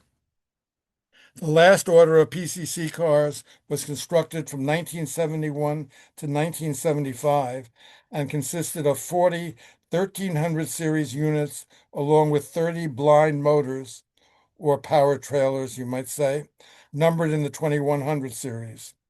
This final order of single-unit PCCs were built to serve the expansion of the HTM's route network. It is accurate to say that the system became an all-PCC operation in 1965, as that was when the last traditional streetcars were taken out of service with the delivery of the final 1200 series units. That lasted for 17 years until 1981, when the first 3000 series single-ended three-sectional articulators, the bright red GTL-8s we saw in my first image, began operating. The last six 1300s were taken out of service in 1993, ending the PCC era in The Hague, 1949 to 1993, 45 years. Except that trucks of some of the 1300s and 2100s were used to power some of the later delivered La Bourgeoise built GTL-8s, which are still in operation. Other PCCs were converted to work cars, and this one, number 1302, became a party tram in 1989. It can be chartered for events like birthday parties and has become well used. Now it is considered indispensable to the operation. Time to ride the 1022. Service with 4 cars from the historic fleet on this day of open monuments weekend ran every 15 minutes. The PCC's interior looks very much like it's an American car. Here we are at Kirk Plain, the end of the route, pausing before returning to the museum. A lady with a balloon was offering photographic services for tourists and locals alike. She had few takers. Perhaps her price was too high. I was readying a needle if she wasn't going to move away. Stepping back, we see the Oude Stadhuis, or Old City Hall, with its beautiful tower. It was built in the year 1565, enlarged in 1882, and used as the seat of municipal government until the new city hall was opened in 1995. It still functions as a site for wedding ceremonies and for legally registering births, supplementing its modern replacement. Before we leave the PCC portion of the program, let's go back in time to my 1960 trip when Richard Solomon and I saw our first European streamliners. Here is number 1011 before it and its brothers were rebuilt between 1969 and 1972. Note the smaller size of the standy windows before the reconstruction. Here are two photos he took of 1100 series cars on Route 9, which still runs from Scheveningen to the center of The Hague, although now also well beyond it. This view is along Koningsgracht near Maduro Dam, a miniature version of the most famous Dutch landmarks at a scale of 1 to 25. It features plenty of trams and railway lines with authentic models and is one of the city's most iconic tourist sites, not to mention its importance for local children. The building in the background is the former world headquarters of KLM Royal Dutch Airlines. I was hired to work there starting in 1968, but the sudden death of my father resulted in my family and I returning to the U.S. Richard's view of the Binnenhof, close to the center of the city, just east of Kirk Plain, shows a PCC operating over what was then Route 9, but is now trackage shared by the 15 and 17. The slide was taken from a point along Court Pond where Boutenhof turns into Hofweg. The Gothic castle, which was constructed in the 13th century for the Counts of Holland, has housed the nation's bicameral parliament and the office of the Prime Minister since 1584. Right before it turned into Kirk Plain, the most historic tram on the schedule, NZH A106, is seen alongside the 16th century Sint Jacobs Kirk, or St. Jacobs, on River Wijsmarkt. The four-wheeler was built in 1911 by Wagenfabrik Erndingen, the enterprise that ultimately became known as Duvag. Also along the same trackage on Rivière Wijsmarkt, but not turning to the left to loop, we see GTL 8-cart 3125, one of the last of the 147 single-ended 8-axle cars built for Den Haag by Les Bourgeois over the period between 1981 and 1992. As mentioned before, they will soon be withdrawn as new Stadler Tina cars begin to enter service in the next few months. At the moment, they're running only on routes 1, 6, and 12. At Kirk Plain again, and a number image of the beautiful A106. Miss Balloon has taken a break. Another time capsule view, this time of the NZH from August 1960, when Richard Solomon and I rode the Blauwe tram. The A513 is operating on the Leiden local line between Oostzeest and Rijndijk. The A512 to 516 series was built by Benes in 1930. Never a North Shore line, but more like an Iowa interurban, we took a stopover for photos at one of the way stations between Leiden and Den Haag, where Richard took this image of car A515 with 2 trailers. It's a very good depiction of the feel of the standard gauge portion of the Blue Tram interurban system, which covered parts of South Holland. We didn't know it at the time, but the interurban had only a year left of life left, as the last day of service was November 9th, 1961. On the other side of Leiden, the line had continued north on two branches to Noordwijk and Katwijk until October 1960, and a bit west from Den Haag to the North Sea at Scheveningen until 1958. NZH continues on as a bus company. As I just mentioned, the HTM had a competing line between Leiden and Den Haag. Similar in many respects to the NZH line, it too operated under 1200 volts DC over a parallel route from Leiden to The Hague, but via Wassenaar, a bit further to the north. Here is Richard's view of interurban car 76 running through Pastoral Maldrift.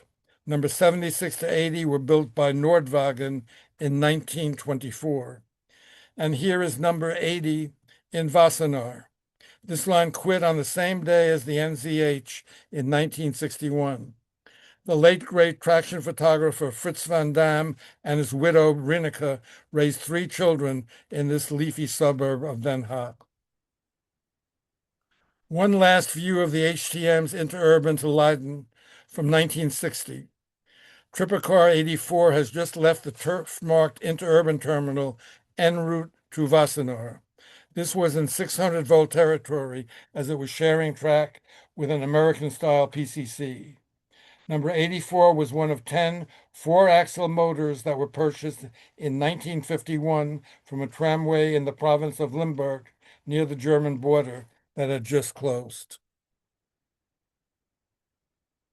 Back to Kirkplane, we also photographed HTM car 77 there, ready to carry visitors back to the museum. The 1905 built single trucker has the same pedigree as previously shown number 36, but had been renumbered when converted to a one-man car between 1929 and 1931. It was retired in 1957, but retained for work service. In the background, one of the HTM's Siemens-built Avenios on Route 17 streaks by. We would have spent more time riding and chasing the Heritage tram service, but we were suddenly engulfed in heavy rain and so beat a hasty retreat after photographing number 36 near the cart house and just missed getting soaked. What's a good way to get out of the rain and continue rail fanning in these days of digital photography? If there's a subway, it's to go underground. And as stated at the beginning of this segment, there are 4 lines that run through Den Haag's 0.8 of a mile long trolley subway. Opened in 2004, the tracks run under the commercial center of the city, which has become a busy, wide pedestrian way and remains the home of some of the city's best shops and department stores, including the hotel in which we stayed. Here's a pair of GTL 8s on tram Route 6 passing the Squeeze stop. As mentioned earlier, these single-ended BN-built units are not long for the world and should be gone soon. That will eliminate the last tie to The Hague's PCC era. Also stopping at the Squeeze station is an inbound Alstom Regio Citatis tram on the Randstad rail line to Zoetermeer. The other underground stop is Grotemarkt, a little more Spartan, also shown with the Regio Citatis equipment, this time en route to Loosdana on the western edge of the city. When we emerged, the rain had stopped, but there was still plenty of puddles. The forecourt of Central Station on Rijnstraat has 4 tracks. 2 Avenios are in view. This is the terminal of Route 15 and 16, while the 9 and 17 run through, so there's always a great deal of action. In order for the 9 to accomplish this routing, it uses its own short subway curving under a few buildings with a track connection to the main underground trunk. This is one of 70 double-ended Siemens Avenio LRVs placed in service from 2015 to 2020. They are currently the HTM's newest cars, but that will change soon as the Stadler Tinas go into service. This unit is painted in the R-Net color scheme, which has been applied to some Avenio units. More about R-Net later. Back to the station's forecourt and a view of the overpass for the lines we just saw operating in the subway. They emerge via a ramp which takes them above Rheinstraat and into the second floor of the station, perpendicular to the railroad tracks and platforms below. Here is a Route 3 or 4 Regio Citatis tram, but lines 2 and 6 also use these tracks. To avoid congestion due to a large number of riders boarding and alighting, the line fans out here at the busy Central Station stop into a pair of tracks in each direction, with the city routes 2 and 6 across the platforms from Randstad Rail routes 3 and 4. Avenio Tram 5006 is shown operating eastbound towards its HMC Antanis Hoeve terminal in Maria Hoeve. A westbound GTL 8 rounding the curve and entering the upper level of Central Station. Randstad rail lines 3 and 4 en route to Zoetermeer turn away from the 2 and 6 just prior to the turnout stop on the elevated structure to travel over a cord to join Rotterdam Metro Line E, which begins at track level in Central Station. There's an intermediate stop, Beatrix Quartier, just prior to the line voltage changing from 600 to 750. Let me go back. So what is Randstad Rail anyway? A one-sentence answer for this 21st century is a tram train somewhat like the Karlsruhe model, which allows residents in certain suburban parts of The Hague and Rotterdam to be distributed through their respective cities with a one-seat ride, thus avoiding the need to transfer from the railroad to a transit line. However, Randstad Rail differs from the current approach in Karlsruhe and other cities throughout Europe of having LRVs operate over traditional commuter or regional heavy rail tracks, possibly mixed in with freight trains, and then being switched over a connection onto tram tracks to continue their journeys through city centers, mostly with a change of current being handled by dual voltage rolling stock. In the case of Randstad Rail, however, the heavy rail tracks and infrastructure were turned over to the transit operators, re-electrified, and then integrated into their tramway networks. 2 railroad lines were taken over by Randstad Rail. One was the railway from the Hague Stadspoor station to Rotterdam Hofplein, which was built in 1908 by a standalone company and then electrified at 10,000 volts, 25 cycles AC. It was re-electrified in 1926 at standard National Railway System 1500 volt DC power and was brought into the NS, Nederland Spoorwegen, the National Railway Company, in 1938. Separately, after World War II, urban planners from Den Haag decided that a sleepy little village a bit north of that line should become a major bedroom community. And so NS built a branch from the Hofplein line to Zoetermeer and routed it through town in a manner to serve much of the new residences in the satellite, mostly high-rise multi-dwelling units. That 1500 volt EMU line opened in 1979. By that time, Stadspoor Station had been redeveloped into Central Station in 1973.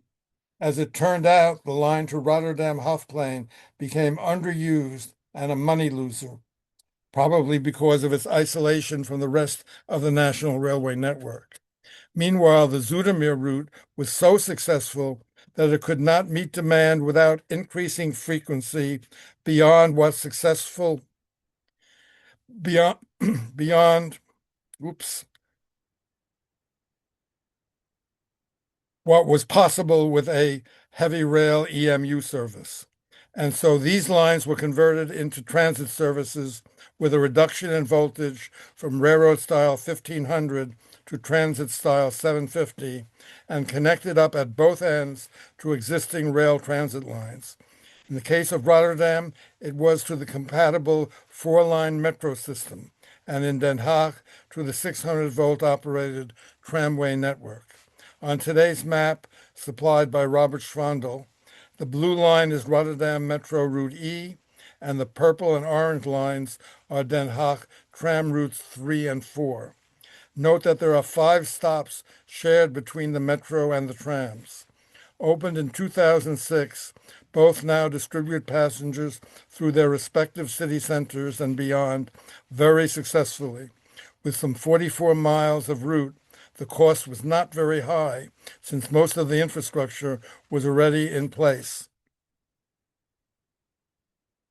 This track map, courtesy of gleisplanweb.de, which produces wonderful up-to-date track maps of traction systems worldwide, shows the layout in the areas we just saw. Here is the connecting cord that was the location of the last photo. And I hope you see my cursor. Central Station, or Central Station in Dutch, is here where the 2, 3, 4, and 6 lines enter on elevated tracks, ramping up from the trolley subway tunnel. We saw a Route 9 entering a short subway where the track allows a connection between the station's east-west and north-south lines. And here is that trackage, which allows east-west cars to go north-south. Oh, and by the way, here in the upper left is Kirkplane and the old City Hall, where the museum's heritage cars looped. Finally here, stub ending on the lower level of Central Station, is Randstad Rail's line to Rotterdam. Its power is entirely 750 volt DC, while here is the point where the 3 and 4 trams change over from 600 volts. One could make an argument that the prototype for the cord is the tunnel between connecting Boston's D Riverside line with Kenmore Square. In Boston, the Highland branch of the Boston and Albany New York Central Railroad was converted from commuter rail to streetcars by electrifying it and connecting it to the MTA Central Subway, now called the Green Line, to provide passengers with a one-seat ride through Boston's inner city. This occurred in 1958 and 59. But how much different is this elevated section in Den Haag as the cord connects what was the NS commuter line from Central Station to Zoetermeer to the trolley subway for one-seat tram operation through the city's downtown. And the same applies to Randstad Line E, which took an ancient national rail system route and through-routed it with Rotterdam's metro network. Could it be possible that Ed Dana led the way for Randstad Rail about a half-century earlier? Here is the location of the first stop after the connection for the 3, 4, and E lines, Laan van Nieuw-Oost-Indie, the first of the 5 stations that are equipped with both high-level and low-level platforms. What appeared to be an out-of-service Regio Citatis unit seems to be heading for Central Station and beyond, possibly from the Leidschendam storage facility and shop, which is adjacent to the Fora Park stop. It is blocking the view of the low-level platform as it glides past the high-level one. The exact same spot as the previous photo, but a few minutes later, showing a 2-car Route E train en route to Central Station. The current rolling stock consists of Rotterdam Metro Class R equipment in the 5500 and 5600 series. Articulated with three sections, these Bombardier-built Flexity Swift high-floor cars came in 2008, with 22 5500s replacing older Duvag two-section cars and painted in the Randstad Rail color scheme, while 42 5600s are in the Rotterdam Metro color scheme. It should be mentioned that most of Rotterdam's metro uses underrunning third rail, so both the 5500s and 5600s have the appropriate shoes in addition to their pantographs.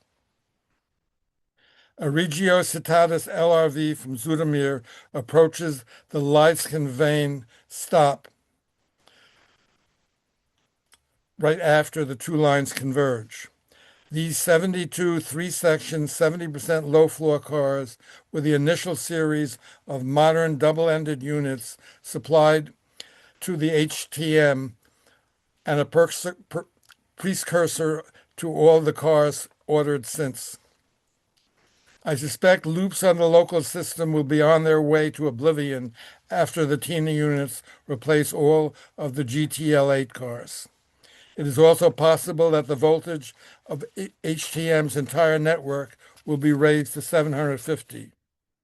Entering service with the opening of Randstad rail lines 3 and 4 in 2006, these units can now also be found operating on HTM Route 19, with some interspersed on the 2 as well.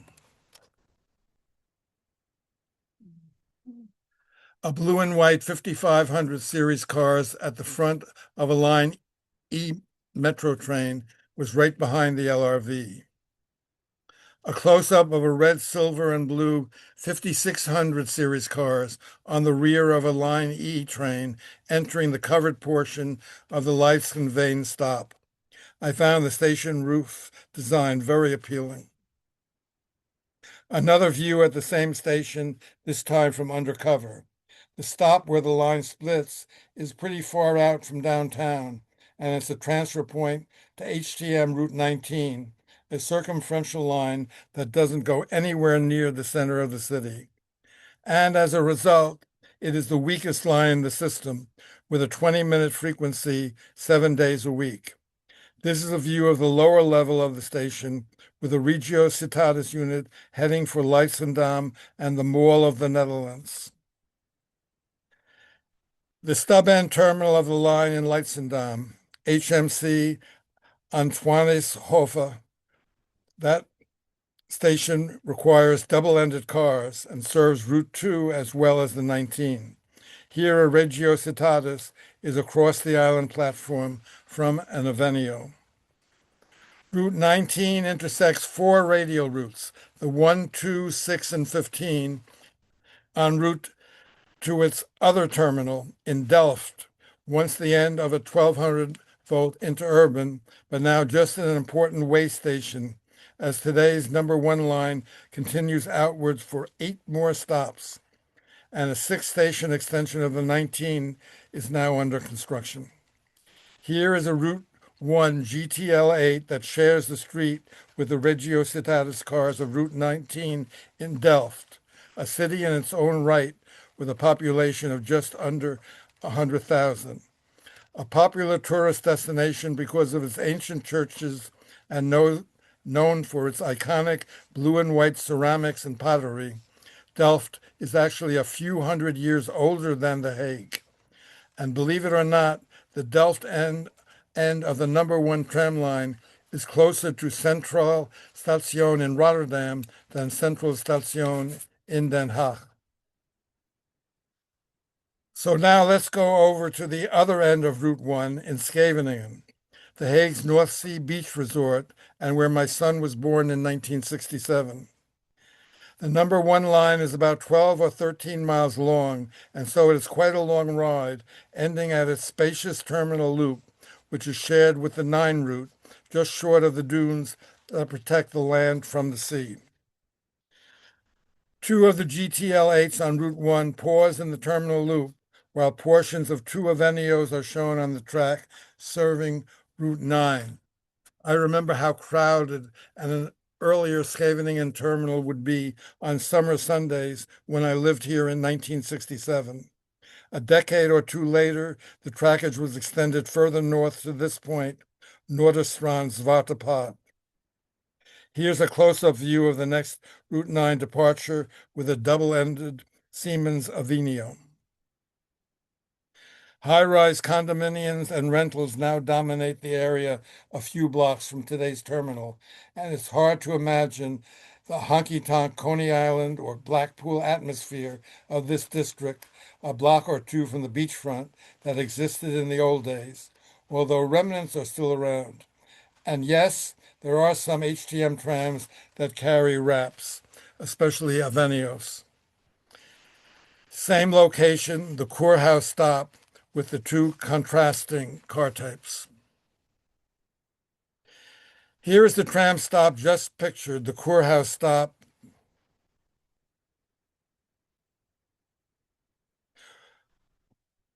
And the nearby Kurhaus, which dates back to a grand hotel and notable concert hall that was built in the 1870s and fell on hard times a century later, but was saved from destruction and repurposed in today's modern five-star hotel. In its heyday, it was a retreat favored by European royalty. Some of the leading orchestras once played in this venue, and it was later home for concerts by entertainers like the Rolling Stones and Ike and Tina Turner. Back in 1967, one could see many residents wearing traditional vestments walking the streets here, but the sight of people clad in these dark religious costumes has now virtually disappeared. Staying with this theme, here is a Route 1 car crossing Johan de Wittlaan alongside Scheveningseweg, the relatively narrow but perfectly straight direct thoroughfare from Den Haag city center to the beach. And that is the part of the line I always liked best, the long straightaway through the trees. Our last look at The Hague. I wonder what various French impressionists would do with this scene. But wait, we have to go back to Liege for our introduction to Rotterdam and my last day in the Netherlands. It was Monday, September 15th, 4 months ago, and I rode the E-line to get to that city. Karl Heinz had returned home the previous day. And here we are in the metro at Central Station Rotterdam. I was present for the opening day of Rotterdam's metro, February 9th, 1968, as my employer, a subsidiary of Philips Glolamp Fabrieken, knowing my interest in electric railways, let me have the day off gratis to attend. The system has grown since to 5 lines and 64 miles of route, but other than this view of a 5600, I did not write or photograph it on this visit. Instead, I would concentrate on the tramway. By the way, the colors shining on the wall keep changing. To my dismay, it seemed like nighttime, as it was pouring felines and canines when I emerged from the metro to the surface in the forecourt of Central Station. It was also a surprise, as the area had been rebuilt considerably from when I saw it last, as this Richard Solomon scanned night shot from 1960 shows. Rich brought along his tripod throughout our 3-week trip. The facade of the station has changed significantly since, but at least the architects didn't change the identifying font. The tram shown is a classic Berkshire-built center entrance unit from the early 1930s. Many of these lasted in revenue service into the late 1960s and early 1970s. There are now 4 platforms on the east side of the building for passengers changing between trams and either the metro or the railroad.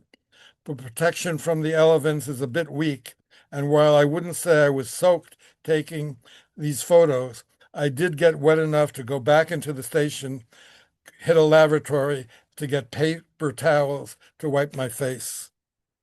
Contrast that with this photo from 1960 with trams heading for Central on a wide 4-track paved right-of-way to terminate their runs on a pair of loops directly in front of the station. And even the weather has changed. Actually, until many years later, there was no ways for tram to get from one side of the station and its tracks to the other, so this right-of-way was used only by the lines running through the city center, while there were also tracks and tram platforms on the other side of the railroad station for trams that ran to the north side of town. The tram and its matching trailer shown were built around 1950 by Allen, a longtime local car builder. The bus, tram, and metro services in Rotterdam, a city of 675,000 people, are operated by Rotterdamse Elektrische Tram, RET, and have been since 1927. The tramway currently consists of 9 lines covering only 44 miles of route as a result of the expansion of the metro and the resultant rationalization of surface lines over the past decades. There is now only one type of car in service on the network, the 100% low-floor Alstom Citatus. There are 113 of these single-ended units built in 2 batches starting in 2003 and again in 2009. It had begun getting lighter after I finished my work at Central, and I decided to take a Route 1 car out to Liege, a line I had never ridden before. This photo was taken downtown at the Beurs stop. A good view of a Citatus unit at the Liege loop, showing its impressive length, which is more than 103 feet, spread over 5 sections. These were once the longest cars in the Netherlands. I saw the sun was actually coming out, so I walked back toward the preceding stop, Liege Filterweg, and photographed the next LRV in a rather verdant setting. For the rest of the day, I had a combination of sun, clouds, and showers, some rather heavy. How would you like to live in this development? It came in 1982 to help renew the neighborhood around Block Station, at the convergence of a large number of transit lines, including a major stop on the NS National Rail System, 3 metro lines, and the tramway. Of course, everything inside each of these apartments is perfectly horizontal and vertical. Called cube houses, these 38 units were completed in 1982. The living space of these townhouses encompasses 1,100 square feet on 3 floors and includes a kitchen, living room, and 2 bedrooms. The walls and windows are at a 55-degree angle. Located at one station south of Central, travelers can also board intercity and local trains from the underground Block Station to Amsterdam, The Hague, Utrecht, and everywhere else in the Netherlands. But best of all, you can ride and photograph the number 1 and 11 tram lines in this unique setting. Continuing along the 1 and its companion route, the 11, here we're at Kroosplein, along Mauritsweg and the Binnensingel, a canal that flows into the Maas River. This is a busy stop normally served by the 4, 5, 6, and 8, but because of track work, the 1 was also running here, and there was no 4. 65 years earlier, another Richard Solomon slide taken just a bit south of the previous location. Car 488 was an Allen-built motor from 1931, which wasn't retired until 1968. I took a quick round trip westbound on a 6 that was one of the few cars I saw with an advertising ramp. Here it's laying over at the Heemsraadplein stop at the end of a long loop on streets circumscribing a park. Back to Kroosplein and a transfer to the 8-car line, which runs to the northern part of the city, traversing the Schiebroek neighborhood in a long counterclockwise single loop before reaching the Mellachentanweg station of Metro Route E again. It's a long It's a new stop that replaced the Kleiweg station of the old Hofplein line. There must be a high school in the neighborhood, as while I was connoitering for the right angle for a photo, a group of teenagers who were curious about why this old geezer wasn't using his phone for photos instead of an old-fashioned camera, insisted on me taking their picture. When I asked for an email address to send it to them, they declined. They didn't want it, they just wanted me to take it. Note there is both overhead and third rail in the Melachatonweg station, as this is where Rotterdam-bound trains drop their pantographs and raise them in the other direction. I did find the right spot, took this photo of the 8, and then headed back to Den Haag on the E. Note that I did not stop in the heart of Rotterdam's downtown to take any photos, as it is an incredibly sterile place. The city was totally flattened out by the German war machine in the Second World War and came back with a lot of uninspiring architecture. The development around Block is an exception, but that came decades later. A footnote, Rotterdam also had a busy interurban system running to the southwest. Never electrified, the Rotterdamse Tramvaartmaatschappij, RTM, originally ran steam trains and later diesel rail cars through IJsselmonde and other islands in the Maas Delta and into the province of Zeeland.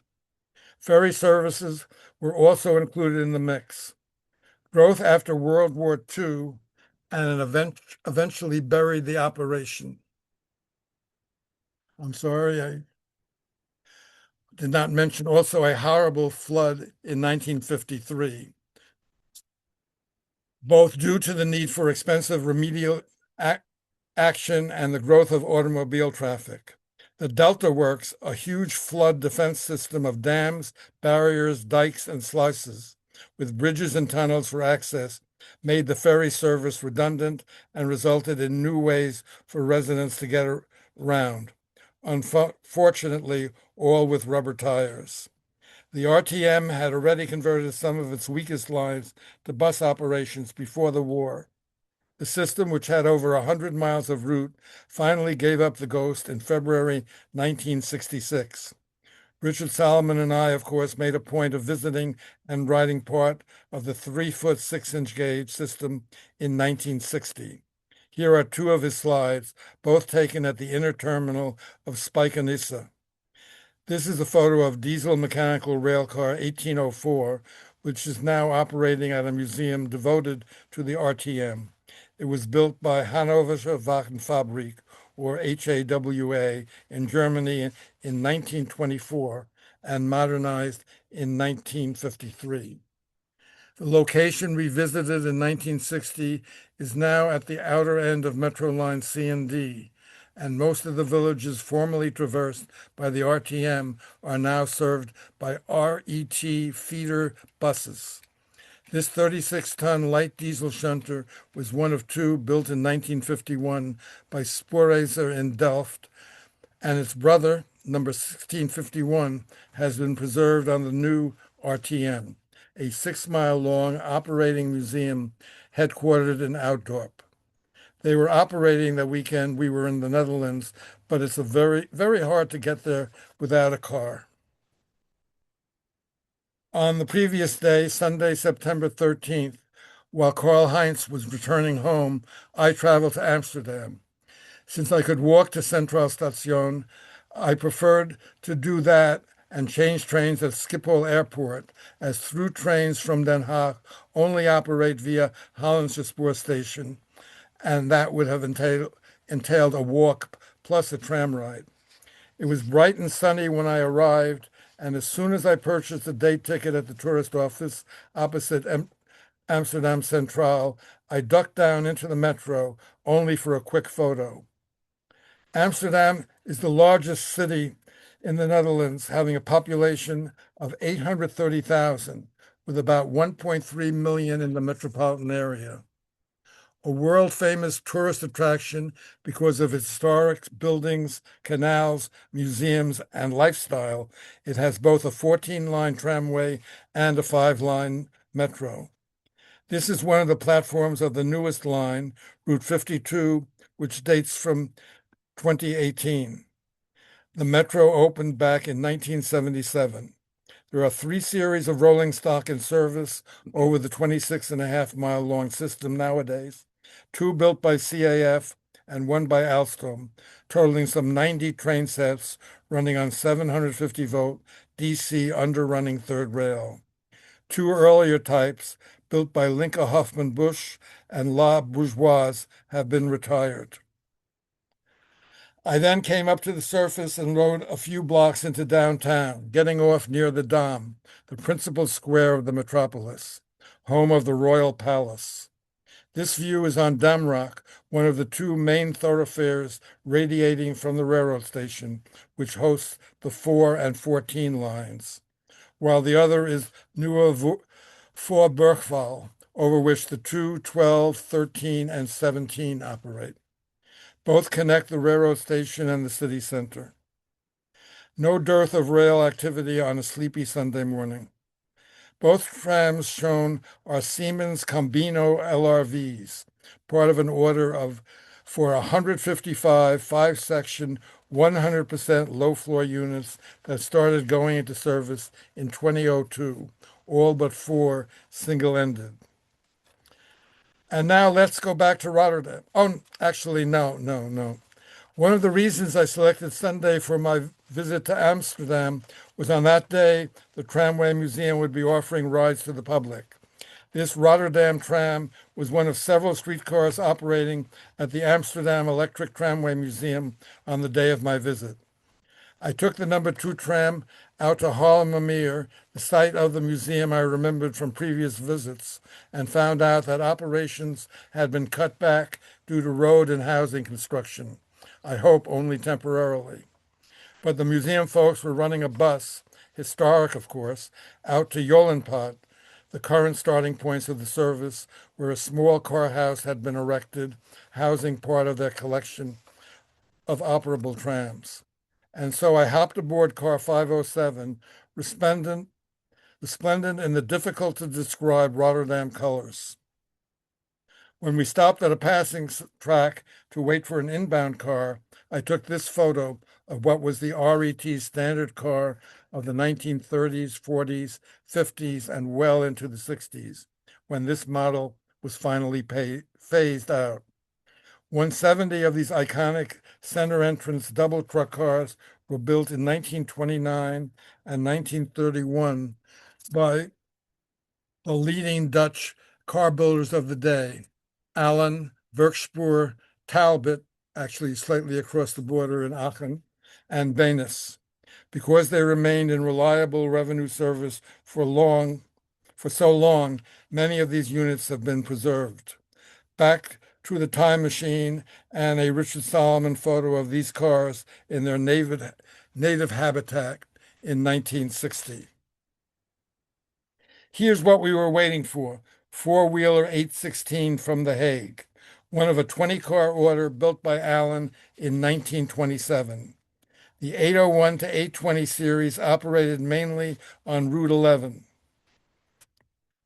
And here they are in revenue service in a Richard Solomon slide from 1960 showing this light rail line before the term light rail was even invented. In those days, this route also hosted freight trains pulled by juice jacks via connection with NS near today's Tramway Museum. The end of a siding is in the lower right-hand corner of this slide. The 900 series were matching trailers. Here's a view of the museum's right-of-way after the 816 passed our car.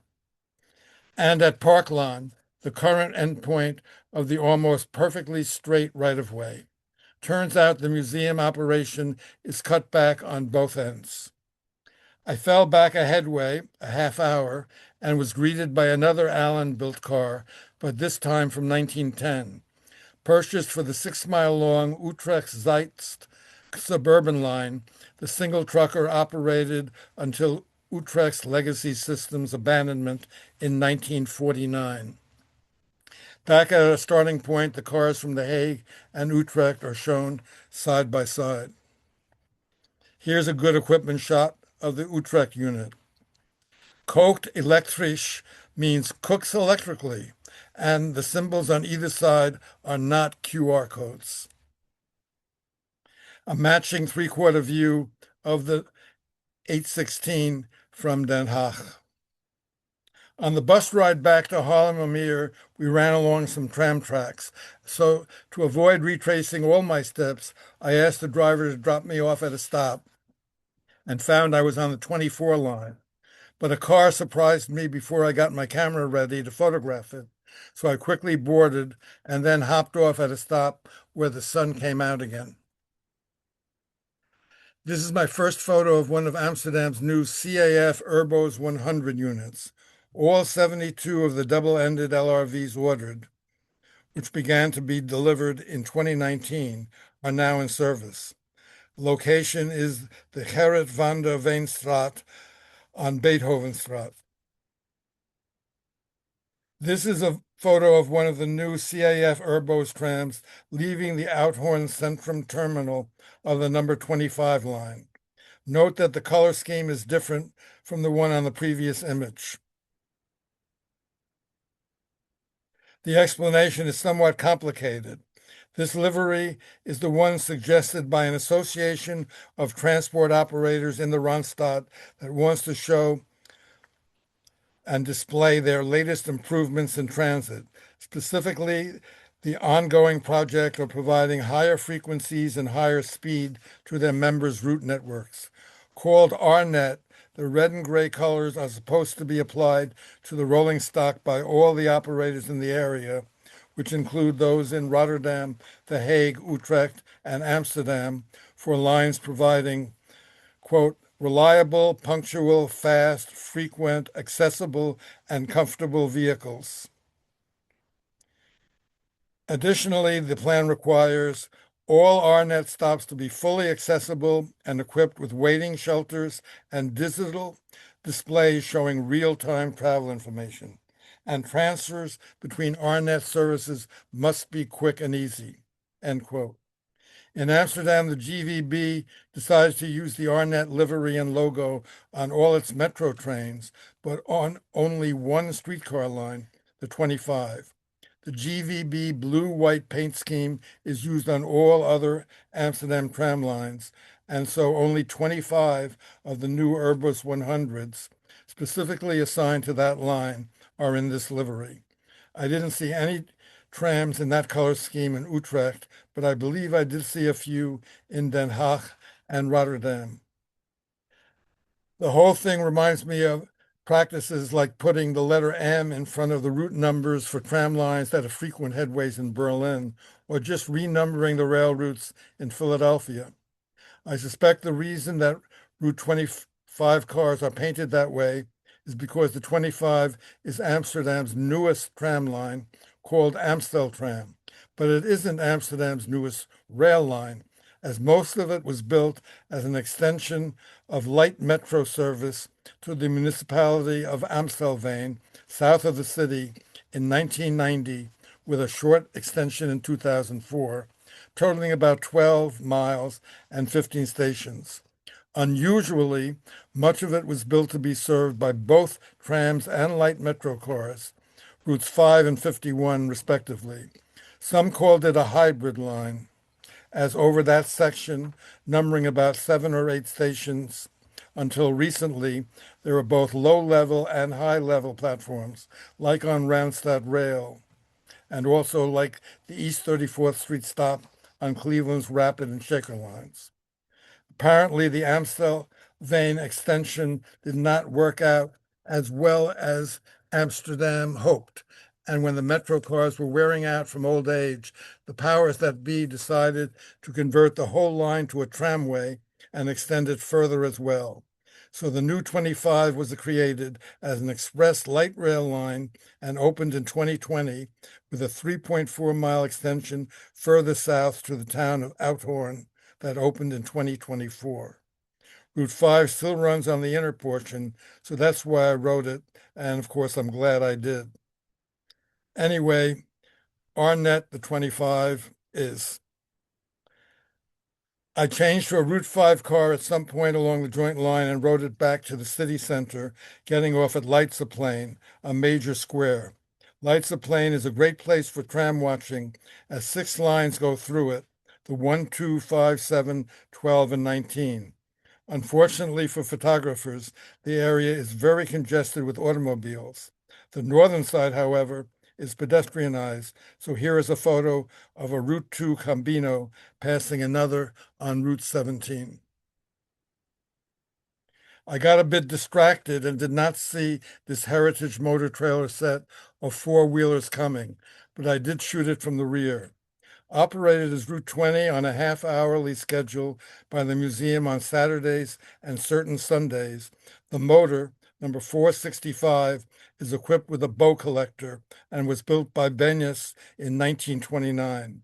The trailer, number 731, was constructed by Werkspoor in 1914. Now, maybe it's a good time to go back to 1960 and take a look at Richard's slide of sister cars 435 and 431, actually built in 1930 by Werkspoor. These two-axle motor trailer sets were on their way out, as were Amsterdam's three-axle motor trailer lash-ups, a sample of which is shown lurking in the background of this slide. They were in the process of being replaced by modern for their time high-floor articulated units 65 years ago.